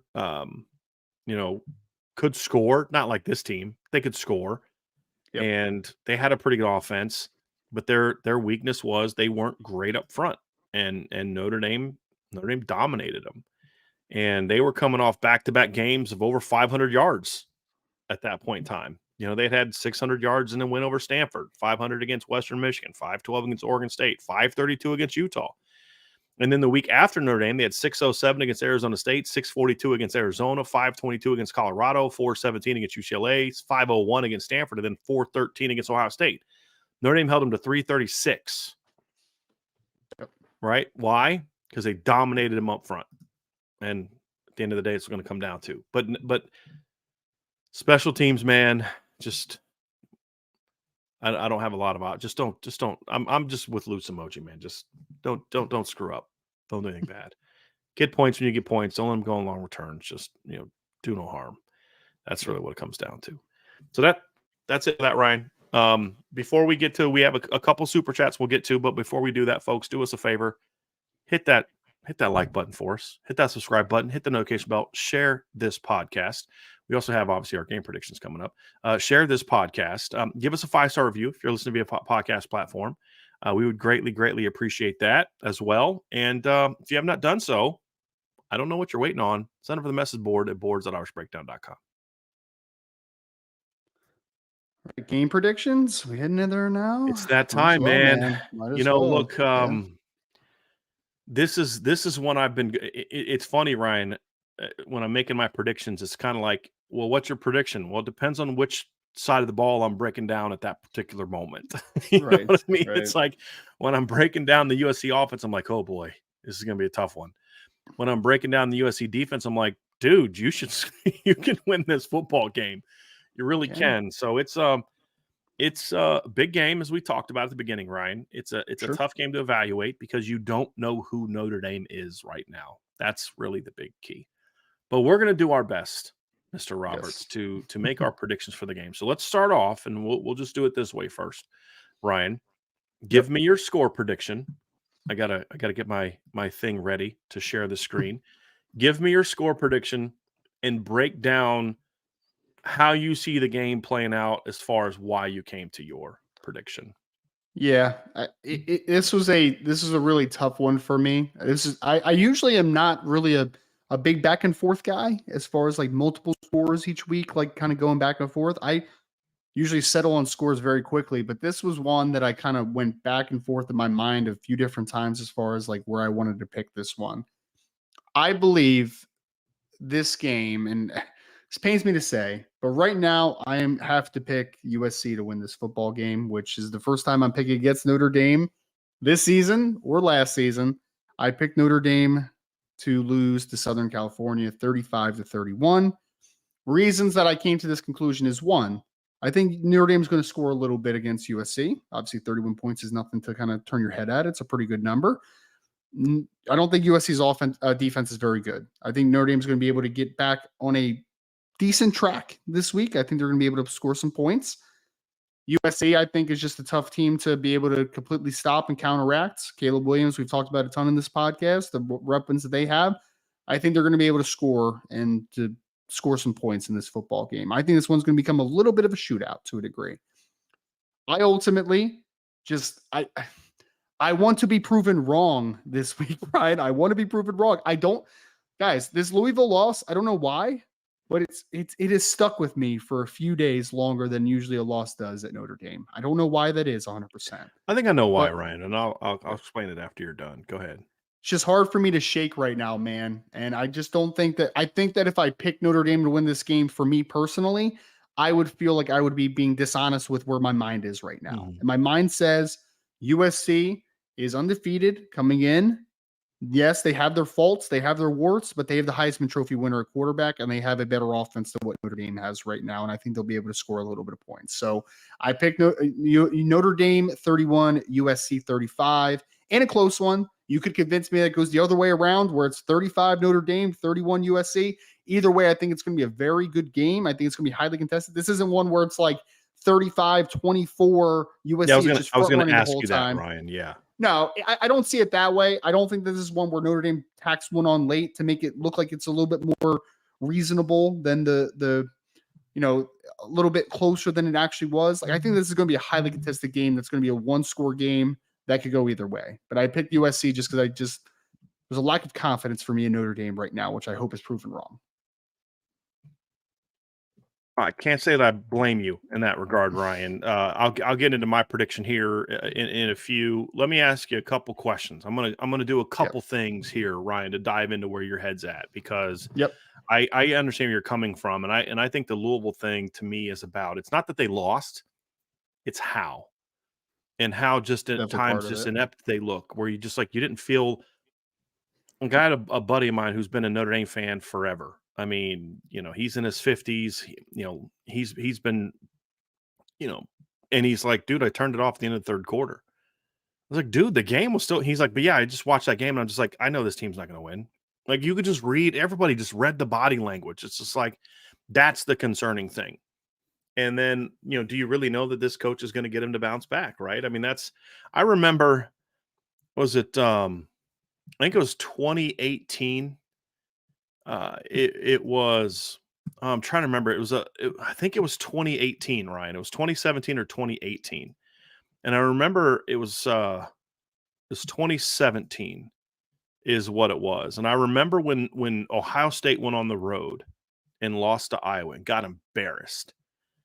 And Urban Meyer was the coach, and I said, I was with a buddy of mine, and I said, who do they play next week? He's like, oh, they got another tough one. They play Michigan State, who was like ranked 15th at the time. I said, man, I feel terrible for Michigan State right now. Like, I feel really bad for Michigan State, because Ohio State is not going to take this well. They're not going to take this well. And lo and behold, that next week I'm down in Miami having lunch with a buddy of mine from middle school, and we're watching the Ohio State game, and it was 48-3, and it wasn't that close. Because some teams, you just know who their coach is, and you know that loss is going to piss them off, and they're going to come out that next week and take it out on somebody. We don't know that about Marcus Freeman yet. Not that he's not. We just don't know. We don't have enough data. And so I get it, man. I really do. And that's why I'm changing my prediction philosophy this week, which I'll explain when I get there. So I actually understand it completely, man. They're just nothing we saw Saturday would instill confidence. Like, man, they played their butts off. They just, that other team, that was their day. It was like, dude, they even want to be here today? Like, they got outworked. They got outworked in that football game. It wasn't I honestly could take Notre Dame losing a game once in a blue moon, where it's just like, they were just better than Notre Dame. They were just better, like Ohio State last year was that one for me, where it was like Notre Dame hung in there for a long time. But at the end of the day, like, Ohio State was just a better team than Notre Dame. Like, they just were more talented. The Louisville game, they weren't more talented than Notre Dame. They wanted it a whole lot more than Notre Dame, and they were better coached that day by a landslide than Notre Dame. Like, those things, it's troubling, man. That's very troubling to me. So I just, my confidence is shook a little bit, but I hope that I'm wrong. I'm setting myself up to, hopefully I'm the good luck charm of picking against Notre Dame. Maybe I'll do that every single week if this works. You didn't pick against them at all last year, did you? I think I may have picked Ohio State, but I need to go back and look. I mean, either way, I may not have. I can't remember though. I'll go back and I can look it up for you, because I mean, normally, like you said, you haven't done that. You definitely haven't done so this year. Oh, definitely not this year. Yeah, that's for sure. And honestly, there's not a game yet that they should have lost so far. I mean, as far as like when you look at the matchups and the teams and all that, not like how the games played out, but just how they've gone. So this is one from Irish fans since '73. If the game plays out that way, that would be a little surprising. Even with the cold and the rain and the wind, it would still surprise me a little bit. Yeah. Let me say this to you, Ryan. Here's a question that I have for you. So if Notre Dame loses the way that you have them losing, what's the storyline coming out of the game? Like, what are you feeling like? Okay, you feel a little better about the team. They battled. Do you still have sort of the feeling if USC wins the game, like you said, in a shootout, a back and forth game, USC just Caleb Williams makes the plays at the end. What are the key storylines coming out of this game in your opinion? I still feel about the same, to be honest. I think there's still an feeling in there, because 31 points, while it's better than it has been for several weeks now, Still not great against this USC defense. Like, that's still not a good unit, right? 31 points is not like this like onslaught of offensive production. It's just a better number than what you've had this past week. So I actually think that this game will be kind of just continuance of like feeling that because also that means that you would have given up 35 points to USC, which I know in a vacuum, you say USC averages over 50. 35 is obviously a lot lower than 50. But Notre Dame's defense has been playing really well for the most part this year. You're hoping that you're able to kind of stifle them a little bit, maybe hold them, to the lower 30s in this situation. So I just think that this continues my skepticism, I think, is kind of where I'm moving towards here. I think that the main takeaway, the main point that I come out of this game is that Notre Dame is still very talented, which is why this game is so close. But I just don't think that the problem areas that we are worried about, or I don't think enough has been answered after this week. Is kind of like my main takeaway. I think the offensive line plays better, but I don't think it's substantial if this ends up this way. I think you could score 31 against USC as Notre Dame just by playing sound football. You don't even play good football. Like, it's just okay. But I don't think it necessarily answers any of the problem areas that you had by scoring 31 points. So I think that the skepticism is still there, to say the least.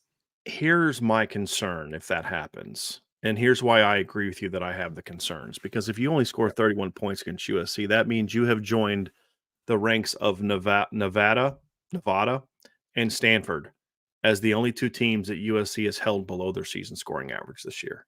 That's it.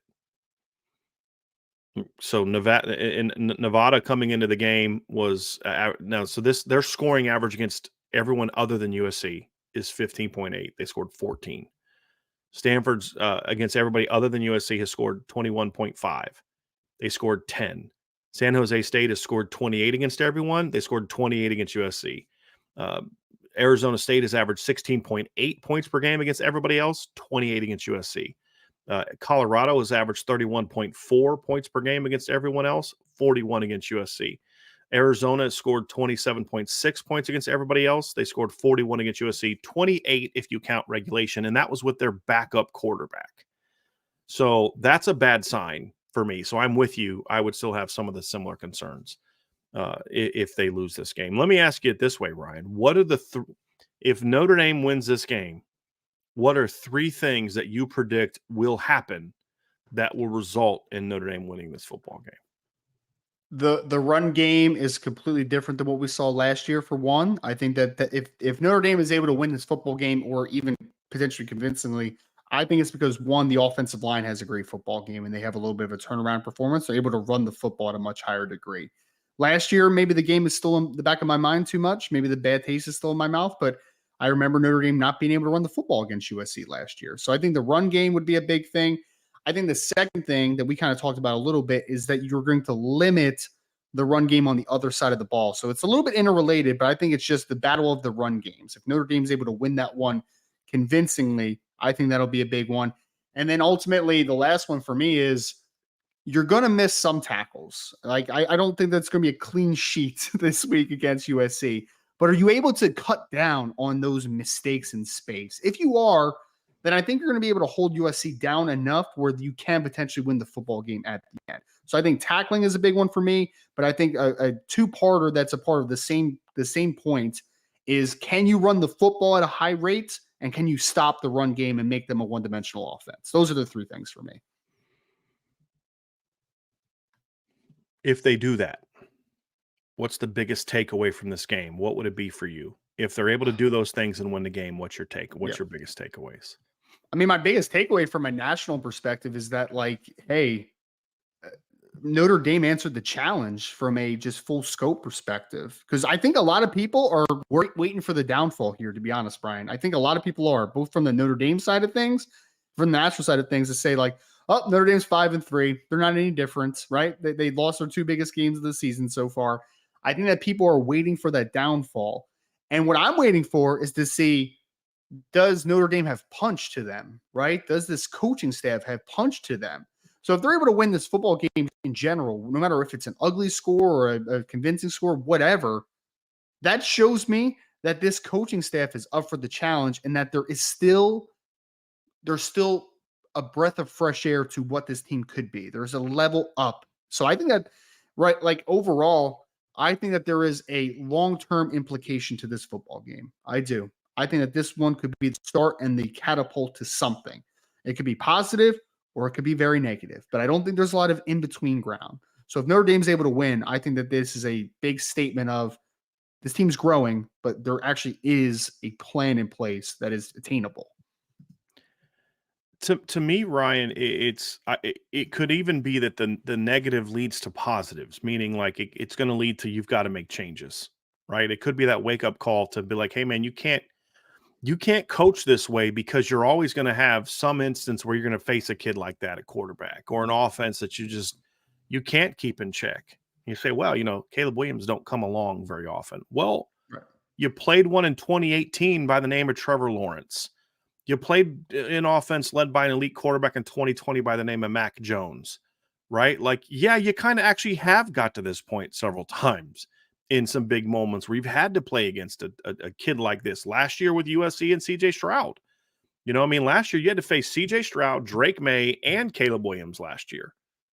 And so it's like, yeah, you're pretty much going to have to play a team that's going to have that kind of offense if you want to win a championship. So if you want to win a championship, you better don't go get CJ Carr and Kenny Minchie and Deuce Knight and then not let them be that type of guy, right? That's going to be the key here. So yeah, we'll see how it plays out. You may as well, if you're going to be this conservative team, then just be Wisconsin, right? Like just be Wisconsin that we saw for several years where it's just like we're just getting good, solid right decision makers and system quarterbacks, and we're going to run the football to a high degree. Just steer into that, man. Stop teasing me with Sam Hartman and CJ Carr and Deuce Knight. Like, stop teasing me. And let with everybody that, know that that's your standard at Notre Dame is, hey, look, guys, we're just trying to be Wisconsin. We're just trying to go 10-2 every year. And I'll destroy you like in every show that I do if you ever admitted that, right? Because that should never be the standard at Notre Dame. And I don't think ultimately in his heart Marcus Freeman believes that. But that's what you're going to get if that's who you want to be, right? Like the way Jim Tressel coaches football is going to have you pretty good in today's era. I don't know that it wins you championships, and we'll have plenty to say about this in the offseason. You ready for me, Ryan, to make my picks? Because you know what it is. Yeah. So in the past, Ryan, I've always, and I changed it this year. In the past, I would always make my predictions based on what should happen. And what does that mean? I break down the film. I look at the roster matchups. I look at the player matchups. I look at the statistical matchups. Who's good here? Where are they good? How does this team compare relative to who they've played and who they've defeated and things along those lines? And the fact of the matter is that Notre Dame is a 5-2 team that has not played great football the last 3 weeks against really good football teams. 3 teams that are better than anyone that USC has played at any point in time this year. And you take those things into context. And you say, well, yeah, USC's dominating, but they're playing bad teams, but they're just absolutely dominating those teams. And that was true the first 3 weeks of the season, not the last 3 weeks, at least the last 3 games, I should say. So I went away from that this year and tried to actually get into what I think would happen. And that's failed miserably. And that's why I'm not a multimillionaire who bets on games all the time. So I'm going back to what should happen, breaking down the film, who Notre Dame should be right now, and even who they've been at times this season, and then who USC is. And so that's how I came to my score prediction, and I'll break it down here in a second. But Ryan, we are very close to score. I'm going with Notre Dame 34, Southern Cal 31. I'm going to be completely honest with you, Ryan. On Monday and Tuesday and early Wednesday, I had USC not only winning, but winning big because I had the same feeling you did. I just had no confidence in this football team. But the coach and me, as we get closer and closer to the game and you break down the film more and more and more, you realize this isn't just a game. This isn't just a game that Notre Dame can win. This is a game that honestly Notre Dame should win. Because when you break down this USC roster, Ryan, they've got good players. This is not an elite USC roster. I've said this before, you take Caleb Williams off that football team, and they're 4-2 right now. And they're 4-2 against teams that aren't that good. They have zero chance of beating Arizona the way that game played out last week if they don't have Caleb Williams. They don't beat Colorado because they don't jump on them 34-7 early without Caleb Williams. Yeah. And so to me, Ryan, this is a game when you look at who Notre Dame is right now, I don't feel great about it. but you've got to get back on track. And so to me, when you look at USC's defensive line, they have some talent, but we're talking about Jamil Muhammad, we're talking about Solomon Byrd. They're good football players. This is not the Sean Cody and all the guys that they used to have on some of those great teams that are future first round NFL draft picks. They don't have elite players at linebacker. Their safeties aren't a bunch of future first round picks. This isn't Ohio State 2015 on defense, right? From a talent standpoint, it's good, but it's far from an elite talented football team. So I think the talent part of it to me is we did that recruiting thing the other day for people to look at star rankings, and USC's putting a lot more 3 stars on the field in this game than Notre Dame is, if you're someone who cares about recruiting rankings. And so to me, 13's the great equalizer. You've got to figure out a way to keep him in check. And they need to do it. And it comes down to, you've got to win in the trenches. It's not going to be easy, but you've got to win in the trenches. You've got to play with heart. You got to play with fire. I think if Notre Dame comes out in this game and they have character, then they're going to win. And here's my only disagreement with you, Ryan, and I actually think you might even agree with this. If Notre Dame plays with heart and fire and they want this game, and coaches just make some changes, I think they win this football game. If they come out and play at all like they did the last 2 weeks, this game won't be close. That's kind of where I'm coming from. Like, if it's a close game, I think Notre Dame wins. If USC wins because Notre Dame doesn't really make they don't have that gut check, pride check moment like we need them to have, I don't think it's going to be close. So that's kind of where I'm coming from. And I have faith that they're going to answer the bell. Like, I could be proven completely wrong.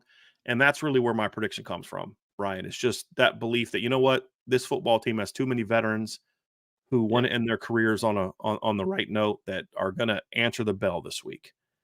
That might be more wishful thinking than anything else, but that's kind of where I'm at. I just think if Notre Dame loses, I just think the odds are stronger that it's not really a close game. Because if they play like they did against Louisville last week, it's going to be a blowout. It'll be a blowout.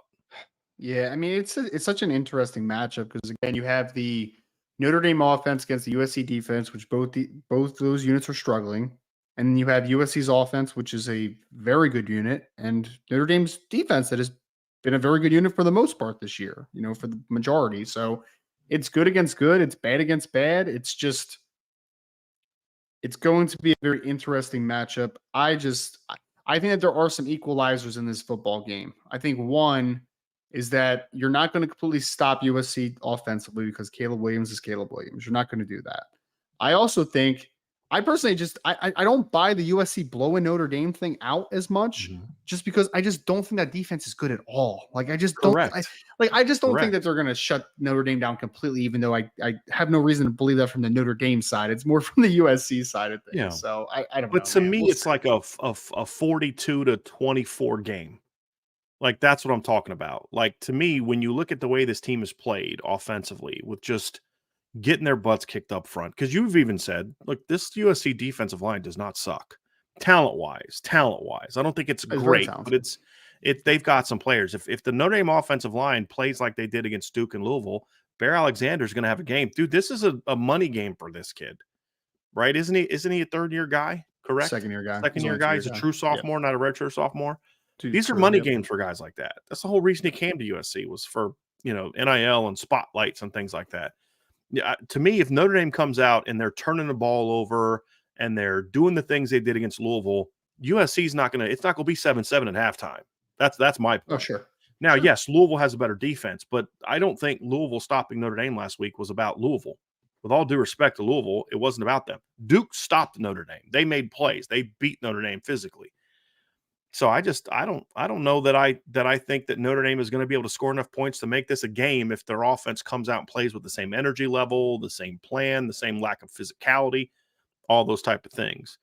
So me saying it won't be close isn't about USC at all. It's about Notre Dame. It's about Caleb Williams in Notre Dame. If Notre Dame does do all those things, they establish line of scrimmage, I think they win. And if Notre Dame plays their game, I think there's a much greater chance that Notre Dame wins convincingly than USC. I think Notre Dame can convincingly win this game if they can put it all together and get back to being the team that they should have been. I think in it's my possible. opinion. Yeah. Because I don't think that and I don't mean any disrespect. I think the USC fans that have been in this channel know that we may be wrong about things, but we always try to be objective. I just don't think this is a super talented USC roster top to bottom. It is in spots, but it's just not a typical USC team. I don't think people appreciate. I'll say this: I dislike Lincoln Riley a lot personally, but I gotta say, I think it's been impressive that he's been able to do what he's done the last 2 years when you consider what he inherited. He did not inherit a very good roster, and the culture there was terrible. Like somebody in the chat earlier is like, "Do you think Marcus Freeman's still struggling to overcome the culture of?" And I'm like, "Who do you think inherited a worse culture? Marcus Freeman from Brian Kelly or Lincoln Riley from Clay Helton?" You know what I mean? Like they came off a 4-8 season. So it's just not a great it's not a great roster. They've got a great quarterback and see ya. So that's the thing for me is if Notre Dame can get back to being the team that they were, then I think they can win convincingly. I don't have faith that they're going to do that because that requires a level of execution that I just don't know that this team on either side of the ball is capable of. Because that means they're going to have to execute on offense, create game plans. They're going to have to tackle really, you know what I mean? I just don't see all those things happening. But we'll see. I still am shocked though that after watching the last 2 games that Notre Dame is favored. I got to say, man, I'm still having a hard time coming to grips with that one. This is one of those ones where I hope the odds makers are correct. Yeah, it's I don't know, and the line is kind of stuck the last couple days as well. So you're just kind of like it's kind of weird. I don't know. It's like all the money. That means I've had a buddy who's in the game said all the money's going to Notre Dame. Like the big money is going to Notre Dame, and I'm like, really? Like, okay, I hope they're right. Like maybe we're too close to it in this instant, Ryan. You know, I know there's like I think there's like some running trend where Caleb Williams hasn't been as good on the road as he's been at home. Like maybe that's a part of it. Notre Dame's at home. Like I don't know. Maybe that's it. It's odd though, man. Yeah, it is. It very much is. So anyway, Ryan, that's going to be my prediction. Let's do this. I'm gonna my game balls is if Notre Dame wins this game, I truly believe that Sam Hartman's gonna have to play big time football. He gets my offensive game ball. And if Notre Dame, defensively, if Notre Dame's going to do enough to stop Caleb Williams, you know, I really think it's going to come down to somebody on the defensive line is going to make a couple big sacks in some key moments. I mean, that's just going to, you know, that's going to be, or tips a ball that gets picked off, something like that. Because he's still only about, what's he about, 6'1", 6'1.5"? Yeah, he's like 6'1". I mean, that's the thing is that surprised me is he doesn't get a lot of balls tipped. Now, part is because he can just change his arm angle so effectively, and he can just, that guy's coming here, so I just throw a rope this way. You know, it's just, but you know, somebody like that makes a play because, like, that's what kind of what happens in games like this. You remember how Notre Dame got sparked? Because remember when Notre Dame came out against USC in 2017, first drive. I don't know if you remember this, Ryan, but they ran a screen pass to Josh Adams on 3rd down, and if Brandon Wimbush hits Josh Adams that ball, he is gone. But he missed a throw, and then they get the ball to USC. So the offense kind of sputtered initially, 3 and out. That next drive, Tavon Coney just rips the ball out of Sam Darnold's hands. Like it's got to be something like that sparks the team. And then Notre Dame went down and scored a touchdown, and then the route was on. But like they didn't come out of the gate just smoking, went right down the field and scored on USC. They went 3 and out on the first drive. But Tavon Coney stepped up and made a play, and boom, and you know, Jerry Tillery was money that game. I mean, he just was unblockable. You had Julian Aguara made plays. You know, Nick Watkins undercuts a corner route that Sam Dar. You know, guys stepped up and made plays. There's going to have to be some of that. So someone on defense is going to have to do that. And you know, right now, if I had to pick a game ball on defense, I'm going to give one to the D tackles. Somebody up there is going to step up, and I just have a feeling if Benjamin Morrison is the kid that I think he is, he's had a couple not great games in a row, in my opinion. I think he's going to step up and make a play in this game as well. That's going to be a big time moment for Notre Dame. If Notre Dame wins, I think the game ball goes to both lines, in my opinion, because I think that's going to allow Sam Hartman in that run game, especially to get going offensively. And I think defensively, shutting down the run game and making USC super one-dimensional is the key thing for the victory. So it's a little bit of a group effort this week. I think that the offensive line can get a game ball, and the defensive line, if they're able to stop the run, maybe it won't be flashy on the box score, but it's incredibly effective. I can dig that, man. I can dig that. So you said, so if Notre Dame wins, that's your game balls. I was going to ask you that. lines. So you read my mind. Both So I lines. dig Yep. that.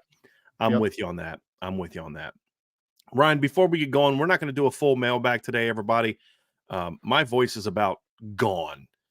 So we're going to do we have a couple super chats, Ryan, that we'll get to, and then we're going to get out of here. You're going to have a recruiting show tomorrow at 1 o'clock. So Ryan will have a lot to talk about tomorrow. Big visitor list this weekend. So he's going to have plenty to talk about. You know, it's big when like Ryan writes these articles where he previews who's going to visit. And this one of those games was like, I'm going to turn this into 2 different articles because there's a lot of guys coming. So he'll have plenty to talk about tomorrow. But let's start off here, Ryan. We had a super chat from David Hess. David's question says, "What's up, guys? I can't always watch live, but always try to watch after work. Thank you for all the content here and on the boards. Let's bury USC this Saturday. Irish win by 100. I mean, I'd take that. I'll just take like a third of that. I mean, just give me like a 33-point win, and I'm a incredibly ecstatic dude. Let me ask you this, Ryan, kind of along the lines of, we can take this down, kind of along the lines of what David said here. What do you think if Notre Dame comes out and wins convincingly? And when I think convincingly, I don't think 2017, 49-14. I mean, convincingly is in like it's a 10-point game, 14-point game where it's just clear for 60 minutes that Notre Dame's the better team. What do you think that does for this program? Because we talked about what a loss would mean during the predictions part, but what do you think a convincing win? I think a win helps this program, certainly. But what does a convincing win do for Notre Dame? I mean, I think it does everything for Notre Dame. I mean, from a fan perspective, I think it puts a needed boost of confidence back into you as far as Coach Freeman and the staff being the team that could take you there, potentially. I think that the national perspective is you beat a really good USC team that was undefeated and is a potential to make a college football playoff run this year if they do what they need to do. And I also think that you have the recruiting aspect of everything. You have a lot of 2025 kids and a lot of priority kids that are going to be on campus this weekend. If you're able to beat USC, I think that continues to ride momentum in the 2025 class as well. So I think it quiets the doubters a little bit. I think it gets some confidence back into the fan base. And I think on the recruiting side, it's a big victory against a big opponent at home in front of a lot of really great recruits. So I think that it does everything for Notre Dame if they win this game. We had Michael S. with the super chat. So yesterday, you implied that Marcus Freeman is handcuffing the offense. Isn't it more likely that it's the opponent's D that's stopping Notre Dame's explosiveness and not lack of trying to be more open and aggressive? No, I don't think that's more likely. No. And the reason I say that, Michael, is because I watch the film and I see the things they're doing and I see the way that they play. They play tight. They don't take a whole lot of shots. They don't do things to get guys open. They don't take chances. You can tell when a quarterback's not throwing deep because guys aren't open and teams are playing a certain way. And when a guy's unwilling to throw deep because he just is gun shy for whatever reason. And a lot of times, especially for a kid like Sam Hartman, who's made a living throwing the ball down the field the last 2 years, I think it's just something that's kind of been beat out of him. And I think the other, so you can say, oh, credit the defense and all that kind of stuff. And okay, there's always something like that. We've talked about how Notre Dame's played good defenses the last couple of weeks, but no, I look at it and I say, I just don't think that the offenses the last 2 years were units that necessarily just kind of let her rip the way they needed to. And I'm not talking about being, unsound and throwing the ball 50 times. It just comes down to, you need an offense like they don't ever let them play with any urgency.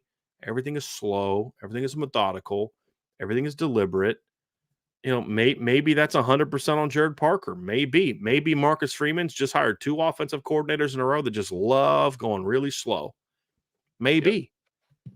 Right? But that's still it. I didn't say he is handcuffing the offense. I said I'm concerned that he's handcuffing the offense. Just so we're clear, there's a difference between me making a read on a situation and then me stating a fact as if I have been told by sources that it is happening. I have not. And not that anyone would tell me if he was, they wouldn't do that. The sources I have would never do that. I'm saying I think that's what's happening. I just want to be clear, Michael. Not that what you're saying is necessarily wrong. I just want to make sure people are clear that I'm not saying, talking to my sources, this is what's happening. It's my opinion that this is happening. Ryan, thoughts on that? Well, I think if you're giving more credit to Louisville than you're saying that it's Notre Dame's fault. Notre Dame, if it's just a talent thing, right? Notre Dame should have figured out how to beat Louisville and beat them convincingly if it was just a talent issue. Right. There's something more than that here. Like there is something more. I think that we can watch a game and know that like there's a vanilla nature, there's a lack of diversity that's already all of a sudden sprung up. There's no pace to the football game. I just think that generally if you look at the football game and you're just honest with yourself, for some reason there's a holding back feel to this offense right now. And that isn't like, again, you give Louisville credit in a large way of like they took advantage of what was in front of them and they were able to make the stops that they needed to. But did Notre Dame make them uncomfortable at any point in that football game? Did you ever feel like they made Louisville second guess or feel uncomfortable with their game plan? They fed into it. So it's a coaching issue, in my opinion. That's a coaching issue. The other thing too, Ryan, is, and this is to Michael's question, is it's not so much saying that Marcus Freeman's going in there saying, run these plays. Don't throw the ball down the field. It's an overall mentality of you're so afraid to make a mistake that you don't make the call, that you don't make the throw. Right.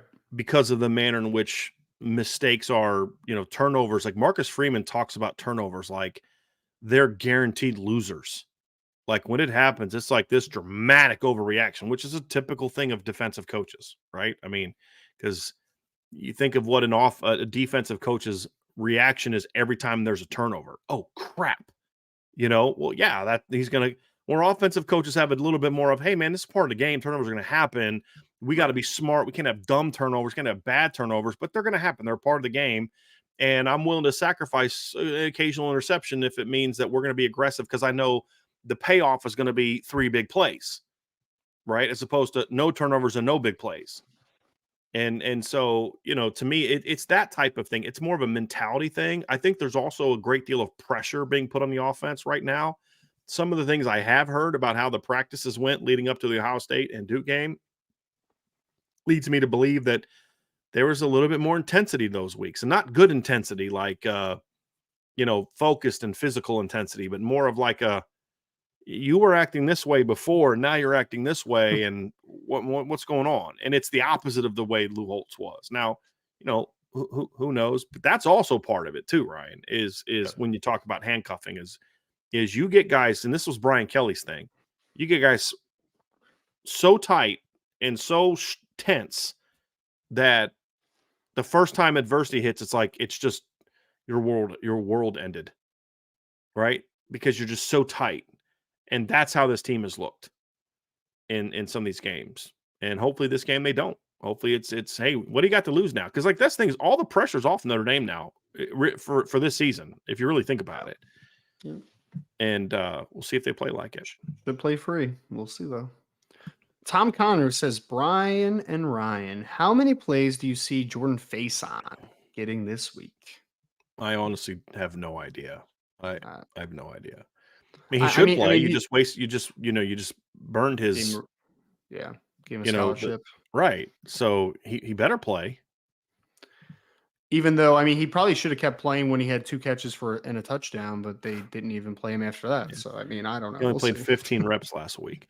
I'll tell you, I would not mind seeing more stuff like they did last week with him and Chris Tyree on the field together at times. Mix up your personnel more that way. I was fine with that. Yep. But I would think that's probably a somewhat fair number to predict. Again, like that's fine. Yeah. But I am happy for Jordan Faison, man. Yeah. He's a talented kid and he's worked his butt off. So that's why we had him on the show, Ryan. The whole point of having him and Luke Talich on the show, and then we also had Henry Garrity, was because our point was like, you guys, and we've been talking about this for a while, this is not your typical walk-on class. It's not. We're all talking about Jordan Faison. He's the new story. Luke Talich has been playing for Notre Dame since week 1. He's been a starter on special teams since like early in the season. So this is a really good walk-on class. Props to Chad Bowden in that recruiting operation for getting, because that's normally who does recruiting of walk-ons. It's those type of people, not Chancey Stuckey. That's not to take away from Chancey Stuckey's recruiter, because he's done a great job. That's just practically speaking. Normally walk-ons are recruited by not the football coaches. So yeah, he's a heck of a football player. I still remember when we had him and Luke Talich on our signing day show. Same time, yeah. And we're playing the film, and people are like, these are good football players, and they are. I mean, after all the stuff with Peyton Bowen happened, I remember we had a legitimate conversation of do you just give Luke Talich a scholarship at that point? And it's reasonable to think that maybe could have been a thing, So yeah. Really good players. Zach, 32. Thank you so much, Zach. Do you think Notre Dame should run the ball more in 11 and 10 personnel and spread SC out rather than trying to run in 12 and 13 and risk SC stacking the box? I'm not a huge fan of running out of 10 personnel, Ryan, unless it's like a third and long draw, where you're going to try to do something. I'm just 10 personnel to me is not a great run personnel group for Notre Dame. 11 personnel, absolutely, but it's got to be a both and, right? It can't just be or a rather than. You need to be able to find ways to run the ball out of 12 personnel. I'm even saying you need to find ways to run the ball out of 13 personnel, because here's the thing. The problem with what USC did last year, Ryan, isn't that, there was no chance for Notre Dame to run the ball. There was no chance for Notre Dame to run the ball the way that they were trying to run the ball. Right. Just duo, and jet sweep. There was no plan hey, this is what they're doing, so let's get outside of them this way. Right. Those are type of things that you've got to have plans for, but you've got to mix it up. You've got to be able to do both. You've got to be able to run out of both and throw out of both. That's my thing. But I also do believe that, to Zach's point, and this is where I think Zach does make a good point, Ryan, is there are things you can do out of 11 personnel that will force USC to match personnel in a certain way that allows you to, and then you can line up in certain ways that will limit some of their heavy box numbers that 12 and 13 don't do. But your 12 and 13 personnel this year is different than last year's 12 and 13 personnel. 12 personnel especially, because there are more things you can do this year with Mitchell Evans and Holden Stace than you could do last year with Michael Mayer and Mitchell Evans. Because in a lot of ways, Michael Mayer and Mitchell Evans are similar players. They're kind of the same guy. The routes you're going to use for one, what did Michael Mayer make catches on last year? A lot of ins and overs. Yep. What is Mitchell Evans making a lot of catches on this year? And in options, ins and overs and options. Now, the one thing they've done with Mitchell Evans this year is they've been more willing to throw the ball up the seams this season than last year. That is one nice adjustment. But they're very similar you understand what I mean by similar, right? It's not that they're the same player, they're different, but how they use them is similar. Yeah. Holden Stace is a different animal if you use him correctly. Right now, they're using him kind of the same way, but there are things you can do with those two guys in the game from a pass game standpoint that if USC goes big because you're in 12 or 13, even with Eli Raritan, there's things you can do out of that 13 personnel that if USC goes to a big personnel, you can spread it out and throw the ball. And we saw Notre Dame do that last week, right, out of 14 personnel, and they completed a pass for 15 yards. So if you're creative enough but then they didn't do that again. They just, next time they went 14, they ran the football. And we didn't really see it other than that. But yeah, there's some things you got to do. You've got to be willing to run the ball out of 11, and you got to be willing to throw the ball out of 12 and 13. That's what it comes down to. I'm all for spreading the field, Zach, to your question, and being able to create easier running lanes for yourself. But at the end of the day, if you do that, you have to be able to then also show that you can win outside in those situations too, because at some point USC is going to say, okay, we know that you're spreading us out a little bit more, but we're still going to cheat guys a little bit, right? We're still going to blitz off the slot. We're not going to completely just be okay, oh yeah, we have to play like this. They're still going to force the issue, right? So you have to show that you can win in both ways. Oh shoot, Notre Dame led up in 11 personnel. We have to put a nickel on the field now. Exactly. They may not. They may say, no, we'll keep our third linebacker because we want and bring our safety down and just play cover one because we don't think you can beat us with your receivers. I wouldn't put a nickel on the field right now. I would not put a nickel on the field against Notre Dame. Wouldn't do it. Nope. Would not do it. Nope. So you're going to have to be able to make plays out of that. But here's why I like running out 11 personnel, Ryan, against this USC team. First of all, I like doing it all the time. You got to be balanced out of it. But this USC team will blitz themselves into a problem. That's the reality. They will flat out blitz into two big runs if you have a good plan. Yep. I mean, did you see the Arizona State game? I mean, I have never seen an easier cutback. They kept blitzing a guy off the edge, and he was running right at Drew Pine. Yeah. Are you are you really worried about Drew Pine keeping the ball that bad that you're blitzing like right to the quarterback? Like, what do you? And they just hand off inside zone and seal everybody else off, and he just cuts. I mean, it's just like, what are you doing? Drew And Pine's then I'm 5'11". He's got to be athletic, right? Yeah. Got to be athletic. But then I'm like, well, they'll clean that up. And then I'm watching them against Colorado. I'm like, nope, still doing it. Arizona, nope, still doing it. It's like they'll blitz themselves into problems all the time. And you've just, and the more you limit the box numbers, the more chance that if you make one guy miss or one guy fits wrong, it's gonna go. Yeah. And yes. And whereas if you're in 12 and 13, they're just gonna put everybody down there, put a corner out on your receiver, and you may make that they may blitz into problems, but that safety's right there to make plays. And we actually saw that a little bit last year against them. There's a couple times where Notre Dame got it back to the second level, got past that first line blitz, but there was a safety right there at 4 yards ready to make that play. Yep. And when did Chris Tyree rip off his run? I think it was like later in the game. They'd hit a couple passes by that point in time, and then Chris Tyree rips off that run. But yeah, it's a good observation, Zach. I dig that. I like how you're thinking about it. Jacob Hayden with the super chat. Thank you so much. Curious, how is Jordan Faison ready, but Braylon James isn't? Brian, can I just say, like, I do think that because Jordan Faison's going to play mostly the slot position, right? Like, he's going to play more on the side. That's an easier transition than playing like a boundary position that Braylon James is kind of projected best to. You have to deal with working against press, different adjustments off of different variations. Slot, you're getting a lot of free releases. You're getting, as long as you understand how to evaluate and find space, you could be pretty good in the slot. Now, the next step is, now let's really hone in the craft of playing wide receiver, and then you could be a great slot. But I just think more than anything, slot is a little bit easier translation most times than playing outside in the boundary, in my opinion. Agree. And Jordan Faison, to me, is a little bit more advanced as a route runner than Braylon was when he showed up. I mean, Braylon was a slant go cross guy. In high school. That's it. My whole point is, again, okay, then use him on a slant cross and go around to Notre Dame with as bad as your receiving core has been. Look, guys, my hope is that Jordan Faison turns into Chris Olave. What I mean by that is, Ryan, you remember Chris Olave as a freshman, we hardly ever played early in the season. He'd play in some mop-up minutes. And then didn't he have his breakout like in the Big Ten title game or something like that? It was like he had a crazy against Michigan. He had a crazy catch, I think, in the back of the end zone against somebody good, and then that was kind of like the coming out type of thing. Yeah, but he caught 4 balls all year. I mean 5. His breakout was actually in November. He caught 1 ball for 5 yards in a 77-31 win over Oregon State. He caught 1 ball for 14 yards in a 49-6 win over Tulane. And those were both in September. He didn't catch another pass until Michigan State on November 10th. He caught 2 for 41 in a 26-6 win at Michigan State.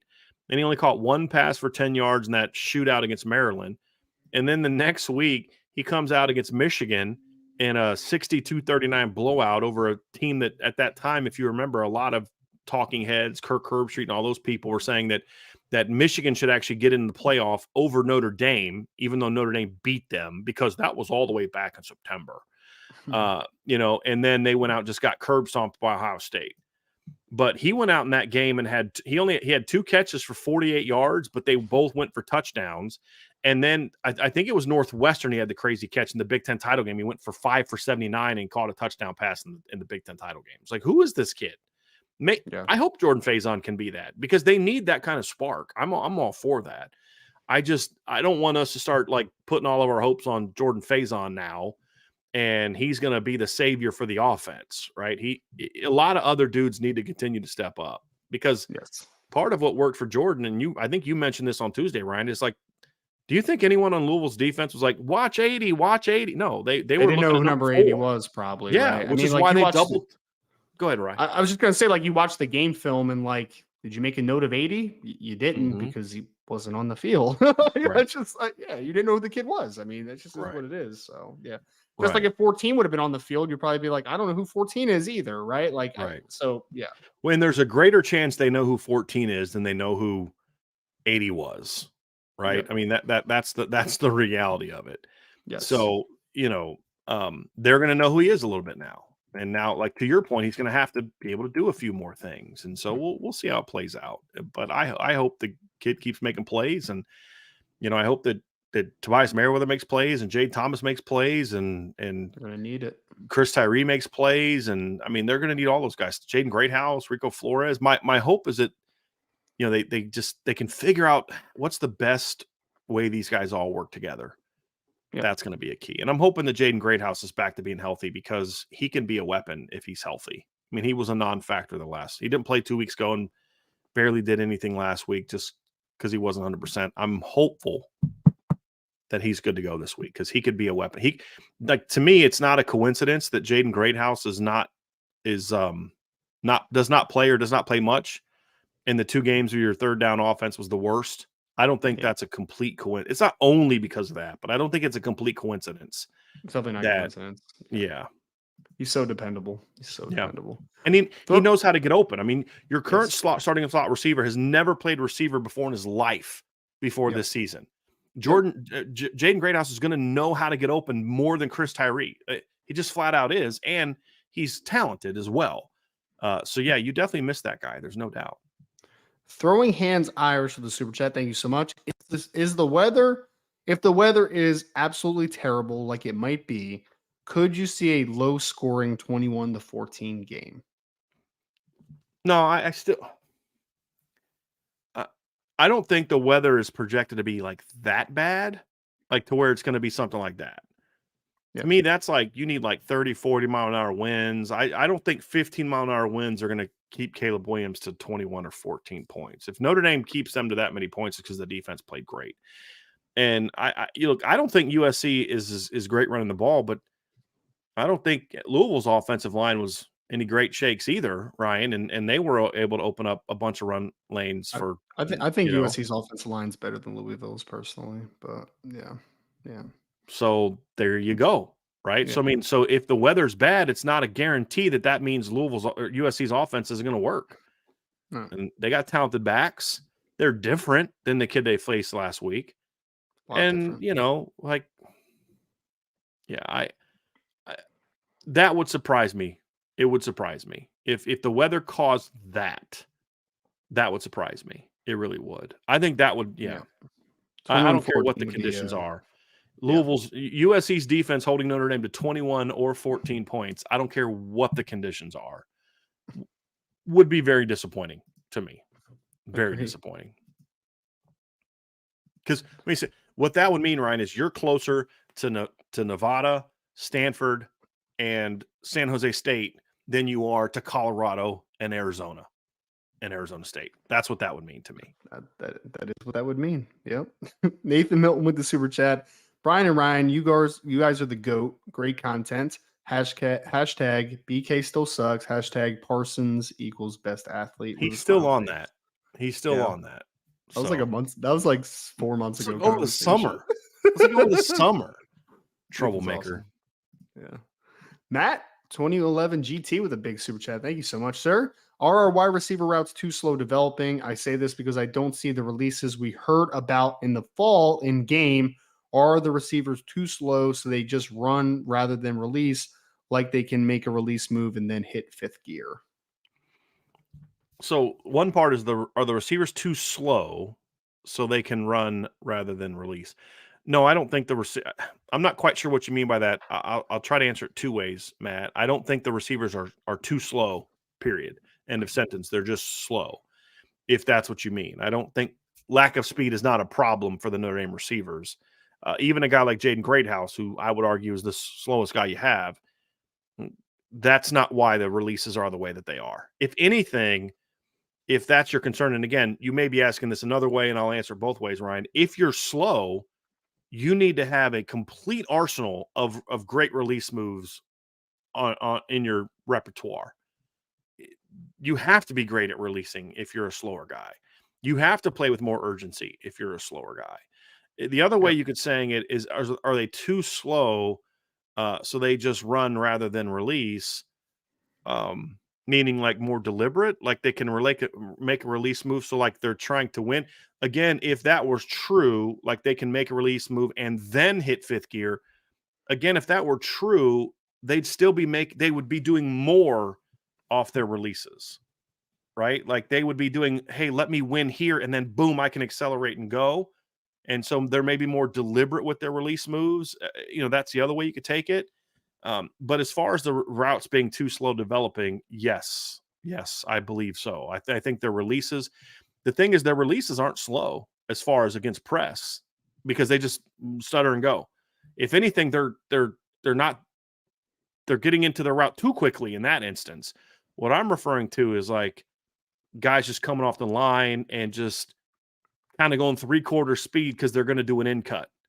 And I'm a believer that when you're going to run as much vertically oriented pass concepts as Notre Dame runs, Ryan, they run a bunch of goes, a bunch of seams, a bunch of in cuts, a bunch of out cuts, a bunch of stop routes, a bunch of post curls. When you run that stuff, every time you run one of those routes, it needs to look like a go route until the minute you make your break off the ball. It needs to be, I am screaming off the ball.